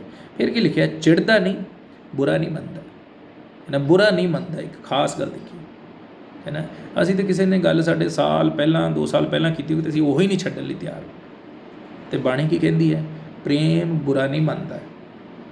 ਬੁਰਾ ਲੱਗੇਗਾ, ਥੋੜ੍ਹੀ ਦੇਰ ਲਈ ਲੱਗੇਗਾ, ਅਤੇ ਫਿਰ ਕੀ ਕਰੋਗੇ ਤੁਸੀਂ? ਮਾफ़ ਕਰਕੇ ਅੱਗੇ ਵੱਧ ਜਾਓਗੇ, ਫਿਰ ਤੁਸੀਂ ਪ੍ਰੇਮ ਵਿਖਾਓਗੇ। ਲਿਖਿਆ ਫਿਰ ਇਸ ਜਗ੍ਹਾ 'ਤੇ ਲਿਖਿਆ ਕੁਚੱਜਿਆ ਨਹੀਂ ਕਰਦਾ, ਆਪ ਸਵਾਰਥੀ ਨਹੀਂ, ਚਿੜਦਾ ਨਹੀਂ, ਬੁਰਾ ਨਹੀਂ ਮੰਨਦਾ, ਕੁਧਰਮ ਤੋਂ ਆਨੰਦ ਨਹੀਂ ਹੁੰਦਾ, ਸਗੋਂ ਸੱਚਾਈ ਤੋਂ ਆਨੰਦ ਹੁੰਦਾ। ਬੁਰੇ ਕੰਮਾਂ 'ਚ ਉਹਨੂੰ ਖੁਸ਼ੀ ਨਹੀਂ ਹੁੰਦੀ, ਹੈ ਨਾ। ਉਹ ਸੱਚਾਈ ਨੂੰ ਵੇਖ ਕੇ ਆਨੰਦ ਹੁੰਦਾ। ਸੋ ਪ੍ਰੇਮ ਦੇ ਬਾਰੇ ਇਹ ਸਾਰੀਆਂ ਗੱਲਾਂ ਲਿਖੀਆਂ। ਫਿਰ ਜੇ ਅਸੀਂ ਥੱਲੇ ਆ ਜਾਈਏ 13 ਦੇ ਵਿੱਚ ਲਿਖਿਆ, ਹੁਣ ਤਾਂ ਨੇਚਾ, ਆਸ਼ਾ, ਪ੍ਰੇਮ, ਹੈ ਨਾ, ਇਹ ਤਿੰਨੇ ਰਹਿੰਦੇ ਹਨ। ਨੇਚਾ ਵੀ ਹੈ, ਵਿਸ਼ਵਾਸ ਵੀ ਹੈ, ਆਸ ਵੀ ਹੈ, ਪ੍ਰੇਮ ਵੀ ਹੈ। ਪਰ ਫਿਰ ਅੱਗੇ ਕੀ ਲਿਖਿਆ? ਪਰ ਇਹਨਾਂ ਵਿੱਚੋਂ ਉੱਤਮ ਪ੍ਰੇਮ ਹੀ ਹੈ। ਸੋ ਪਰਮੇਸ਼ਵਰ ਦੀ ਦ੍ਰਿਸ਼ਟੀ 'ਚ ਪ੍ਰੇਮ ਸਭ ਤੋਂ ਉੱਤਮ ਹੈ। ਬਹੁਤ ਸਾਰੀਆਂ ਆਇਤਾਂ ਨੇ ਜਿਨ੍ਹਾਂ ਬਾਰੇ ਅਸੀਂ ਗੱਲਬਾਤ ਨਹੀਂ ਕੀਤੀ। ਬਾਈਬਲ ਦੇ ਵਿੱਚ ਪ੍ਰੇਮ ਬਾਰੇ ਬਹੁਤ ਕੁਝ ਲਿਖਿਆ, ਹੈ ਨਾ। ਪਹਿਲਾਂ ਕੁਲੱਸੀਆਂ 3 ਅਧਿਆਇ ਦੀ 14 ਆਇਤ ਦੇ ਵਿੱਚ ਬਹੁਤ ਸਾਰੇ ਗੁਣ ਦੱਸੇ ਨੇ, ਹੈ ਨਾ, ਆਤਮਾ ਦੇ ਹਥਿਆਰ ਦੱਸੇ ਨੇ। ਪਰ ਕੀ ਲਿਖਿਆ? ਸਭ ਤੋਂ ਉੱਤੇ ਪ੍ਰੇਮ ਨੂੰ ਪਾਲੋ, ਹੈ ਨਾ। ਪ੍ਰੇਮ ਦੇ ਵਿੱਚ ਹੀ ਸਾਰੀਆਂ ਗੱਲਾਂ ਨੇ। ਸੋ ਆਪਣੇ ਆਪ ਨੂੰ ਜਾਂਚੀਏ, ਪਰਖੀਏ। ਸਾਡਾ ਪ੍ਰੇਮ ਜੋ ਪ੍ਰਭੂ ਦਾ ਹੁਕਮ ਹੈ ਸਾਡੇ ਲਈ ਕਿ ਅਸੀਂ ਇੱਕ ਦੂਜੇ ਨਾਲ ਪ੍ਰੇਮ ਕਰਨਾ। ਉਹਨੇ ਕਿਹਾ ਜੇ ਤੁਸੀਂ ਪ੍ਰੇਮ ਰੱਖੋਗੇ ਤਾਂ ਇਸੇ ਤੋਂ ਦੂਜੇ ਵੀ ਵੇਖਣਗੇ ਅਤੇ ਉਹਨਾਂ ਨੂੰ ਪਤਾ ਲੱਗੇਗਾ ਕਿ ਇਹ ਕੀ ਨੇ, ਮੇਰੇ ਚੇਲੇ ਨੇ, ਮਸੀਹ ਨੂੰ ਮੰਨਣ ਵਾਲੇ ਲੋਕ ਨੇ। ਪਰ ਜੇ ਅਸੀਂ ਆਪਸ 'ਚ ਹੀ ਲੜਦੇ ਰਹੇ, ਆਪਣੇ ਘਰ ਦੇ ਵਿੱਚ ਸਾਡੇ ਗੁਆਂਢੀ ਸਾਡੀ ਉੱਚੀ ਉੱਚੀ ਆਵਾਜ਼ ਸੁਣਦੇ ਲੜਾਈ ਝਗੜੇ ਦੀ, ਅਤੇ ਸਾਡੇ ਆਂਢ ਗੁਆਂਢ ਦੇ ਵਿੱਚ ਜਿਹੜੇ ਮਸੀਹ ਰਹਿੰਦੇ ਨੇ, ਅਸੀਂ ਉਹਨਾਂ ਨਾਲ ਵੀ ਸਾਡਾ ਲੜਾਈ ਝਗੜਾ, ਜਿਹੜੇ ਕਲੀਸਿਆ ਦੇ ਵਿੱਚ ਉਹਨਾਂ ਨਾਲ ਵੀ ਸਾਡਾ ਵੈਰ ਵਿਰੋਧ ਹੈ, ਅਤੇ ਕਿਹੜੇ ਮਸੀਹ ਨੂੰ ਮੰਨ ਰਹੇ ਅਸੀਂ, ਹੈ ਨਾ। ਕਿਹੜਾ ਪਰਮੇਸ਼ਰ ਜਿਹਨੂੰ ਅਸੀਂ ਮੰਨ ਰਹੇ। ਮੈਂ ਇਹ ਨਹੀਂ ਕਹਿੰਦਾ ਪ੍ਰੇਮ ਕਰਨ ਦਾ ਇਹ ਮਤਲਬ ਨਹੀਂ ਵੀ ਬੜੇ ਜਾਈਏ ਅਤੇ ਜੱਫੀਆਂ ਪਾਈਏ ਅਤੇ ਲੋਕਾਂ ਘਰ ਬੈਠੀਏ ਅਤੇ ਖਾਈਏ ਪਈਏ, ਉਹ ਮਤਲਬ ਨਹੀਂ ਹੈ। ਪਰ ਕਮ ਸੇ ਕਮ ਆਪਣੇ ਦਿਲ 'ਚ ਵਿਰੋਧ ਤਾਂ ਨਾ ਰੱਖੀਏ, ਨਾ ਛੱਡ ਦਈਏ। ਅਗਲਾ ਰੱਖਦਾ, ਉਹਨੂੰ ਰੱਖਣ ਦਿਓ, ਤੁਹਾਡਾ ਸਰੋਕਾਰ ਨਹੀਂ ਹੈ ਉਹਦੇ ਨਾਲ। ਜਿੱਥੇ ਵੀ ਤੁਹਾਨੂੰ ਮਿਲਦਾ, ਤੁਹਾਡਾ ਫਰਜ਼ ਹੈ ਜੈ ਮਸੀਹ ਦੀ ਕਰਨਾ, ਕਿਉਂਕਿ ਤੁਹਾਡੇ ਅੰਦਰ ਮਨ 'ਚ ਕੋਈ ਨਹੀਂ। ਅਤੇ ਜੈ ਮਸੀਹ ਦੀ ਵੀ ਕਿਸੇ ਨੂੰ ਚੜਾਉਣ ਲਈ ਨਹੀਂ ਕਰਨੀ ਵੀ ਹਾਂ ਇਹਨੂੰ ਮੈਂ ਦਿਖਾਉਣਾ ਵੀ ਮੈਂ ਬੜਾ ਨੀਵਾਂ ਅਤੇ ਬੜਾ ਮੇਰੇ ਅੰਦਰ ਪਰਮੇਸ਼ਵਰ ਦਾ। ਸੱਚੇ ਦਿਲ ਨਾਲ ਜੈ ਮਸੀਹ ਦੀ ਜੋ ਵੀ, ਅਤੇ ਉਹ ਪਰਮੇਸ਼ਵਰ ਉਹਦੀ ਬਰਕਤ ਤੁਹਾਨੂੰ ਦੇਗਾ। ਦੂਸਰਾ ਨਹੀਂ ਕਰਦਾ, ਉਹਦਾ ਤੇ ਪਰਮੇਸ਼ਵਰ ਦਾ ਕੰਮ ਹੈ, ਉਹਦਾ ਸਰੋਕਾਰ। ਸੋ ਪਰਮੇਸ਼ਵਰ 'ਤੇ, ਹੈ ਨਾ, ਵਿਸ਼ਵਾਸ ਰੱਖੀਏ ਔਰ ਪਰਮੇਸ਼ਵਰ ਦੇ ਹੁਕਮ ਨੂੰ ਪੂਰਾ ਕਰੀਏ। ਪ੍ਰਭੂ ਕੀ ਕਹਿੰਦਾ? ਮੈਂ ਪ੍ਰੇਮ ਹੈ। ਜਿਨ੍ਹਾਂ ਦੇ ਅੰਦਰ ਪ੍ਰੇਮ ਹੈ ਉਹਨਾਂ ਨੇ ਸੱਚੀ ਮੈਨੂੰ ਜਾਣਿਆ ਅਤੇ ਉਹ ਸੱਚੀ ਮੇਰੇ ਲੋਕ ਨੇ। ਪਰ ਜਿਨ੍ਹਾਂ ਦੇ ਅੰਦਰ ਪ੍ਰੇਮ ਨਹੀਂ ਹੈ, ਪਰਮੇਸ਼ਵਰ ਕਹਿੰਦਾ ਉਹ ਮੈਨੂੰ ਜਾਣਦੇ ਨਹੀਂ। ਸੋ ਜੇ ਅਸੀਂ ਉਹਨੂੰ ਜਾਣਦੇ ਹੀ ਨਹੀਂ, ਤਾਂ ਫਿਰ ਬਾਕੀ ਚੀਜ਼ਾਂ ਦੀ ਆਸ ਅਸੀਂ ਉਹਦੇ ਤੋਂ ਕੀ ਰੱਖ ਸਕਦੇ? ਕਿਹੜੀ ਬਰਕਤ, ਕਿਹੜੀ ਚੰਗਿਆਈ ਅਤੇ ਕੀ ਅਸੀਂ ਆਸ ਰੱਖ ਸਕਦੇ ਹਾਂ, ਹੈ ਨਾ। ਪਰਮੇਸ਼ਵਰ ਕਹਿੰਦਾ ਪਹਿਲੀ ਗੱਲ ਹੈ ਵੀ ਜੇ ਮੈਨੂੰ ਜਾਣਨਾ ਜ਼ਰੂਰੀ, ਅਤੇ ਜਾਣਦੇ ਕਿਵੇਂ ਆ? ਜਦੋਂ ਉਹਦਾ ਪ੍ਰੇਮ ਸਾਡੇ ਅੰਦਰ ਹੁੰਦਾ। ਆਈਏ ਅਸੀਂ ਪ੍ਰਾਰਥਨਾ ਕਰੀਏ। ਪ੍ਰਭੂ ਜੀ ਧੰਨਵਾਦੀ ਸੁੰਦਰ ਸਮੇਂ ਲਈ, ਆਪਨੇ ਵਚਨ 'ਚੋਂ ਸਾਡੇ ਨਾਲ ਗੱਲ ਕੀਤੀ ਔਰ ਬਹੁਤ ਹੀ ਜ਼ਰੂਰੀ ਗੱਲ ਹੈ ਜੋ ਆਪਨੇ ਸਾਡੇ ਨਾਲ ਕੀਤੀ। ਪਿਆਰੇ ਪਰਮੇਸ਼ਵਰ, ਮੇਰੀ ਪ੍ਰਾਰਥਨਾ ਹੈ ਦਇਆ ਕਰੋ ਇੱਕ ਗੁਣ ਸਾਡੇ ਅੰਦਰ ਪਾਇਆ ਜਾਵੇ, ਤਾਂ ਕਿ ਇਸ ਤੋਂ ਪਤਾ ਲੱਗੇ ਕਿ ਅਸੀਂ ਆਪ ਦੇ ਬੱਚੇ ਹਾਂ, ਆਪ ਦੇ ਲੋਕ ਹਾਂ। ਪ੍ਰਭੂ ਜੀ, ਅਸੀਂ ਆਪਣਾ ਘਮੰਡ ਪਰੇ ਕਰੀਏ, ਪ੍ਰਭੂ ਜੀ, ਆਪਣਾ ਗੁੱਸਾ ਪਰੇ ਕਰੀਏ। ਪਿਆਰੇ ਪਰਮੇਸ਼ਵਰ, ਆਪਣਾ ਕ੍ਰੋਧ, ਆਪਣੀ ਈਰਖਾ, ਪ੍ਰਭੂ, ਆਪਣਾ ਵਿਰੋਧ ਜੋ ਅਸੀਂ ਦੂਜਿਆਂ ਨਾਲ ਰੱਖਦੇ, ਉਹਨੂੰ ਪਰੇ ਕਰ ਦਈਏ ਪ੍ਰਭੂ। ਔਰ ਮਹਾਨ ਪਰਮੇਸ਼ਵਰ, ਉਹ ਕਰੀਏ ਜੋ ਆਪਨੇ ਸਾਨੂੰ ਕਰਨ ਲਈ ਕਿਹਾ, ਜੋ ਆਪਨੇ ਹੁਕਮ ਦਿੱਤਾ। ਔਰ ਆਪਨੇ ਹੁਕਮ ਦਿੱਤਾ ਹੈ ਕਿ ਅਸੀਂ ਪ੍ਰੇਮ ਕਰੀਏ ਇੱਕ ਦੂਜੇ ਨਾਲ, ਸਾਡੇ ਅੰਦਰ ਵੈਰ ਵਿਰੋਧ ਨਾ ਹੋਵੇ। ਕਿਸੇ ਦਾ ਪ੍ਰਭੂ, ਕਿਸੇ ਦੀ ਜ਼ਿੰਦਗੀ ਦੋਸ਼ ਲੱਭਣਾ, ਕਿਸੇ ਦਾ ਨਿਆਂ ਕਰਨਾ, ਉਹ ਸਾਡਾ ਹੱਕ ਨਹੀਂ ਹੈ ਪ੍ਰਭੂ। ਸਾਨੂੰ ਆਪਨੇ ਹੁਕਮ ਦਿੱਤਾ ਕਿ ਅਸੀਂ ਪ੍ਰੇਮ ਕਰੀਏ, ਪ੍ਰੇਮ ਵਿਖਾਈਏ। ਔਰ ਪ੍ਰਭੂ ਮਦਦ ਕਰੋ ਮੇਰੇ ਸਾਰੇ ਭੈਣ ਭਾਈ ਜਿਨ੍ਹਾਂ ਨੇ ਸੁਣਿਆ, ਅੱਜ ਹੀ ਆਪਣੇ ਆਪ ਨੂੰ ਨੀਵਿਆਂ ਕਰਨ, ਆਪਦੀ ਬਾਣੀ ਨੂੰ ਸੁਣਿਆ, ਇਸ 'ਤੇ ਅਮਲ ਕਰਨ, ਆਪਣੇ ਆਪ ਨੂੰ ਇਸ ਨੂੰ ਸੁਣ ਕੇ ਇਸ 'ਤੇ ਅਮਲ ਕਰਦੇ ਹੋ ਆਪਣੇ ਆਪ ਨੂੰ ਨੀਵਿਆਂ ਕਰਨ, ਜਿਹਦੇ ਨਾਲ ਵੀ ਸਾਡਾ ਵੈਰ ਵਿਰੋਧ ਹੈ ਅਸੀਂ ਉਹਦੇ ਕੋਲ ਜਾ ਸਕੀਏ, ਉਹਦੇ ਕੋਲ ਜਾ ਕੇ ਮਾफ़ੀ ਮੰਗ ਸਕੀਏ ਔਰ ਵਾਪਸ ਮੇਲ ਮਿਲਾਪ ਕਰ ਸਕੀਏ ਪ੍ਰਭੂ ਜੀ, ਕਿਉਂਕਿ ਆਪ ਦਾ ਹੁਕਮ ਹੈ। ਮਹਾਨ ਪਰਮੇਸ਼ਵਰ ਮੇਰਾ ਹਰੇਕ ਭੈਣ ਭਾਈ ਇਸ ਤਰ੍ਹਾਂ ਕਰ ਸਕੇ, ਸਾਨੂੰ ਹਿੰਮਤ ਦਿਓ, ਤਾਕਤ ਦਿਓ, ਬਲ ਦਿਓ ਪਿਆਰੇ ਪ੍ਰਭੂ ਜੀ, ਔਰ ਮਹਾਨ ਪਰਮੇਸ਼ਵਰ ਨੀਵਿਆਂ ਹੋਣ ਵਾਲਾ ਸੁਭਾਅ ਦਿਓ ਪਿਆਰੇ ਪਰਮੇਸ਼ਵਰ। ਆਪ ਦੇ ਨਾਂ ਦੀ ਵਡਿਆਈ ਕਰਦੇ ਸਮੇਂ ਮੇਰੀ ਪ੍ਰਾਰਥਨਾ ਹਰੇਕ ਨੂੰ ਆਪ ਸੰਭਾਲ ਕੇ ਰੱਖੋ, ਪਰਿਵਾਰਾਂ 'ਤੇ ਆਪ ਦੀ ਦਇਆ ਹੋਵੇ, ਬੱਚਿਆਂ 'ਤੇ ਆਪ ਦੀ ਦਇਆ ਹੋਵੇ, ਕੰਮਕਾਰ 'ਤੇ ਆਪ ਦੀ ਦਇਆ ਹੋਵੇ, ਕਿਸੇ ਚੀਜ਼ ਦੀ ਕਮੀ ਮੇਰੇ ਕਿਸੇ ਭੈਣ ਭਾਈ ਨੂੰ ਨਾ ਹੋਵੇ, ਸਾਰੀਆਂ ਲੋੜਾਂ ਜ਼ਰੂਰਤਾਂ ਆਪਣੇ ਲੋਕਾਂ ਦੀਆਂ ਆਪ ਪੂਰੀਆਂ ਕਰੋ ਪਿਆਰੇ ਪਰਮੇਸ਼ਵਰ। ਆਪ ਦੇ ਨਾਂ ਦੀ ਵਡਿਆਈ ਕਰਦੇ ਹਾਂ। ਧੰਨਵਾਦ ਅੱਜ ਦੇ ਸੁੰਦਰ ਸਮੇਂ ਵਾਸਤੇ, ਸਾਡੇ ਨਾਲ ਗੱਲਬਾਤ ਕੀਤੀ, ਬਹੁਤ ਸ਼ੁਕਰਗੁਜ਼ਾਰ ਹਾਂ। ਆਪ ਦੇ ਨਾਂ ਦੀ ਵਡਿਆਈ ਕਰਦੇ ਹਾਂ। ਪ੍ਰਾਰਥਨਾ ਬੇਨਤੀ ਸਾਡੇ ਖੁਦਾਵੰਦ ਮੁਕਤੀ ਦਾਤੇ ਪ੍ਰਭੂ ਯਿਸੂ ਮਸੀਹ ਦੇ ਸਾਮਰਥੀ ਨਾਂ 'ਚ ਮੰਗਦੇ ਹਾਂ, ਆਮੀਨ। ਹੁਣ ਸਾਡੇ ਪਿਤਾ ਪਰਮੇਸ਼ਵਰ ਦਾ ਪ੍ਰੇਮ, ਪ੍ਰਭੂ ਯਿਸੂ ਮਸੀਹ ਦੀ ਕਿਰਪਾ ਔਰ ਪਵਿੱਤਰ ਆਤਮਾ ਦੀ ਸੰਗਤੀ ਹੁਣ ਤੋਂ ਲੈ ਕੇ ਸਦਾ ਤੱਕ ਸਾਡੇ ਸਾਰਿਆਂ ਦੇ ਨਾਲ, ਮੇਰੇ ਸਾਰੇ ਭੈਣਾਂ ਭਾਈਆਂ ਦੇ ਨਾਲ ਔਰ ਪਰਮੇਸ਼ਵਰ ਦੇ ਸਭਨਾਂ ਲੋਕਾਂ ਦੇ ਨਾਲ, ਦੁਨੀਆ 'ਚ ਜਿੱਥੇ ਵੀ ਰਹਿੰਦੇ ਨੇ ਹਰੇਕ ਦੇ ਨਾਲ ਬਣੀ ਰਹੇ, ਆਮੀਨ। ਸੋ ਪ੍ਰਭੂ ਦਾ ਧੰਨਵਾਦ ਹੈ, ਪ੍ਰਭੂ ਤੁਹਾਨੂੰ ਸਾਰਿਆਂ ਨੂੰ ਬਰਕਤ ਦੇਵੇ, ਸੰਭਾਲ ਕੇ ਰੱਖੇ ਔਰ ਪਰਮੇਸ਼ਵਰ ਤੁਹਾਨੂੰ ਤੰਦਰੁਸਤੀ 'ਚ ਬਣਾਈ ਰੱਖੇ, ਸਾਰੀਆਂ ਲੋੜਾਂ ਜ਼ਰੂਰਤਾਂ ਨੂੰ ਪੂਰਾ ਕਰੇ। ਸੋ ਅੱਜ ਦੇ ਵਚਨ 'ਤੇ ਗੌਰ ਕਰੀਏ, ਬਾਅਦ 'ਚ ਵੀ ਪੜ੍ਹੀਏ ਔਰ ਇਹਨਾਂ ਚੀਜ਼ਾਂ 'ਤੇ ਧਿਆਨ ਕਰੀਏ। ਕੁਝ ਆਇਤਾਂ ਨੇ ਜਿਹੜੀਆਂ ਮੈਂ ਤੁਹਾਨੂੰ ਦੱਸ ਦੇਣਾ, ਜਿਹੜੀਆਂ ਤੁਸੀਂ ਪੜ੍ਹ ਸਕਦੇ, ਜੋ ਅਸੀਂ ਹੁਣ ਪੜ੍ਹੀਆਂ, ਉਹਨੂੰ ਤੁਸੀਂ ਆਪਣੇ ਜਦੋਂ ਘਰ ਦੇ ਵਿੱਚ ਵੀ ਪੜ੍ਹਦੇ ਜੇ। ਪਹਿਲਾ ਯੋਹੰਨਾ 4 ਅਧਿਆਇ 7 ਤੋਂ 12 ਆਇਤ ਅਸੀਂ ਪੜ੍ਹੀਏ, ਉੱਤੇ ਦੁਬਾਰਾ ਉਹਨੂੰ ਪੜ੍ਹੀਏ, ਵਿਚਾਰ ਕਰੀਏ। ਪਹਿਲਾ ਕੁਰਿੰਥੀਆਂ 13 ਅਧਿਆਇ ਉਹਦੀ 4 ਤੋਂ 6 ਆਇਤ ਪੜ੍ਹੀਏ। ਪਹਿਲਾ ਕੁਰਿੰਥੀਆਂ 13 ਅਧਿਆਇ 4 ਤੋਂ 6 ਆਇਤ, ਔਰ ਫਿਰ ਯੋਹੰਨਾ ਦੀ ਇੰਜੀਲ 3 ਅਧਿਆਇ 16 ਆਇਤ ਤੁਹਾਨੂੰ ਸਾਰਿਆਂ ਨੂੰ ਮੂੰਹ ਜ਼ਬਾਨੀ ਯਾਦ ਹੈ। ਪਹਿਲਾ ਕੁਰਿੰਥੀਆਂ 16 ਅਧਿਆਇ ਉਹਦੀ 14 ਆਇਤ ਜ਼ਰੂਰ ਪੜ੍ਹੀਏ, ਇਹਦੇ 'ਚ ਵੀ ਪਰਮੇਸ਼ਵਰ ਨੇ ਪ੍ਰੇਮ ਬਾਰੇ ਕਿਹਾ ਔਰ ਵਿਚਾਰ ਕਰੀਏ ਇਹਦੇ 'ਤੇ। ਕੁਲੁੱਸੀਆਂ ਦੀ ਪੱਤਰੀ 3 ਅਧਿਆਇ ਉਹਦੀ 14 ਆਇਤ, ਉਸ ਜਗ੍ਹਾ 'ਤੇ ਵੀ ਪੜ੍ਹੀਏ, ਅੱਗੇ ਪਿੱਛੇ ਪੜ੍ਹੀਏ ਕੀ ਲਿਖਿਆ ਔਰ ਵਿਚਾਰ ਕਰੀਏ ਉਸ ਜਗ੍ਹਾ 'ਤੇ। ਪਹਿਲਾ ਯੋਹੰਨਾ 4 ਅਧਿਆਇ ਉਹਦੀ 7 ਆਇਤ, ਇਸ ਜਗ੍ਹਾ 'ਤੇ ਪਰਮੇਸ਼ਵਰ ਕਹਿੰਦਾ ਜਿਹੜਾ ਪਰਮੇਸ਼ਵਰ ਤੋਂ ਹੈ ਨਾ, ਜਿਹੜਾ ਪ੍ਰੇਮ ਕਰਦਾ ਪਰਮੇਸ਼ਵਰ ਤੋਂ ਪੈਦਾ, ਜੋ ਅਸੀਂ ਪੜ੍ਹਿਆ ਵੀ ਹੈ। ਔਰ ਇਹਨਾਂ ਇਸ ਪਹਿਰੇ 'ਤੇ 7 ਤੋਂ 12 ਆਇਤ ਤੱਕ ਇਹਨੂੰ ਤੁਸੀਂ ਪੜ੍ਹ ਸਕਦੇ ਜੇ। ਯੋਹੰਨਾ 15 ਅਧਿਆਇ ਦੀ 12 ਆਇਤ ਕਹਿੰਦਾ ਜਿਸ ਤਰ੍ਹਾਂ ਮੈਂ ਪ੍ਰੇਮ ਕੀਤਾ ਉਸ ਤਰ੍ਹਾਂ ਤੁਸੀਂ ਵੀ ਪ੍ਰੇਮ ਕਰੋ। ਇਹਨਾਂ 'ਤੇ ਵਿਚਾਰ ਕਰੀਏ ਇਸ ਵਚਨ 'ਤੇ। 12 ਆਇਤ, 13 ਆਇਤ, ਫਿਰ 17 ਆਇਤ, 12 ਤੋਂ ਲੈ ਕੇ 17 ਆਇਤ ਇਹ ਆਇਤਾਂ ਵੀ ਪੜ੍ਹੀਏ। ਯੋਹੰਨਾ 15 ਅਧਿਆਇ 12 ਤੋਂ 17। ਸੋ ਇਹਨਾਂ ਆਇਤਾਂ 'ਤੇ, ਇਹਨਾਂ ਵਚਨਾਂ 'ਤੇ ਗੌਰ ਵੀ ਕਰੀਏ, ਹੈ ਨਾ। ਫਿਰ ਆਪਣੇ ਆਪ ਨੂੰ ਜਾਂਚੀਏ, ਪਰਖੀਏ, ਪਰਮੇਸ਼ਵਰ ਕੋਲੋਂ ਮੰਗੀਏ, ਹਿੰਮਤ ਮੰਗੀਏ। ਪਰਮੇਸ਼ਵਰ ਮੈਂ ਹੁਣ ਤੱਕ ਮੇਰੇ ਇਸ ਭੈਣ ਭਾਈ ਨਾਲ ਵਿਰੋਧ ਰੱਖਿਆ, ਇਸ ਭੈਣ ਭਾਈ ਦੇ ਪ੍ਰਤੀ ਮੈਂ ਈਰਖਾ ਰੱਖੀ, ਸਾੜਾ ਰੱਖਿਆ, ਮੇਰੀ ਮਦਦ ਕਰ, ਮੈਂ ਮਾफ़ ਕਰ ਸਕਾਂ, ਮੈਂ ਉਹਦੇ ਕੋਲ ਜਾ ਸਕਾਂ, ਨੀਵਿਆਂ ਕਰੀਏ। ਔਰ ਪਰਮੇਸ਼ਵਰ ਦੀ ਬਰਕਤ ਤੁਹਾਡੀ ਜ਼ਿੰਦਗੀ 'ਚ ਦੇਗਾ, ਸ਼ਾਂਤੀ ਦੇਗਾ, ਖੁਸ਼ੀ ਦੇਗਾ। ਸੋ ਪਰਮੇਸ਼ਵਰ ਤੁਹਾਨੂੰ ਸਾਰਿਆਂ ਨੂੰ ਬਰਕਤ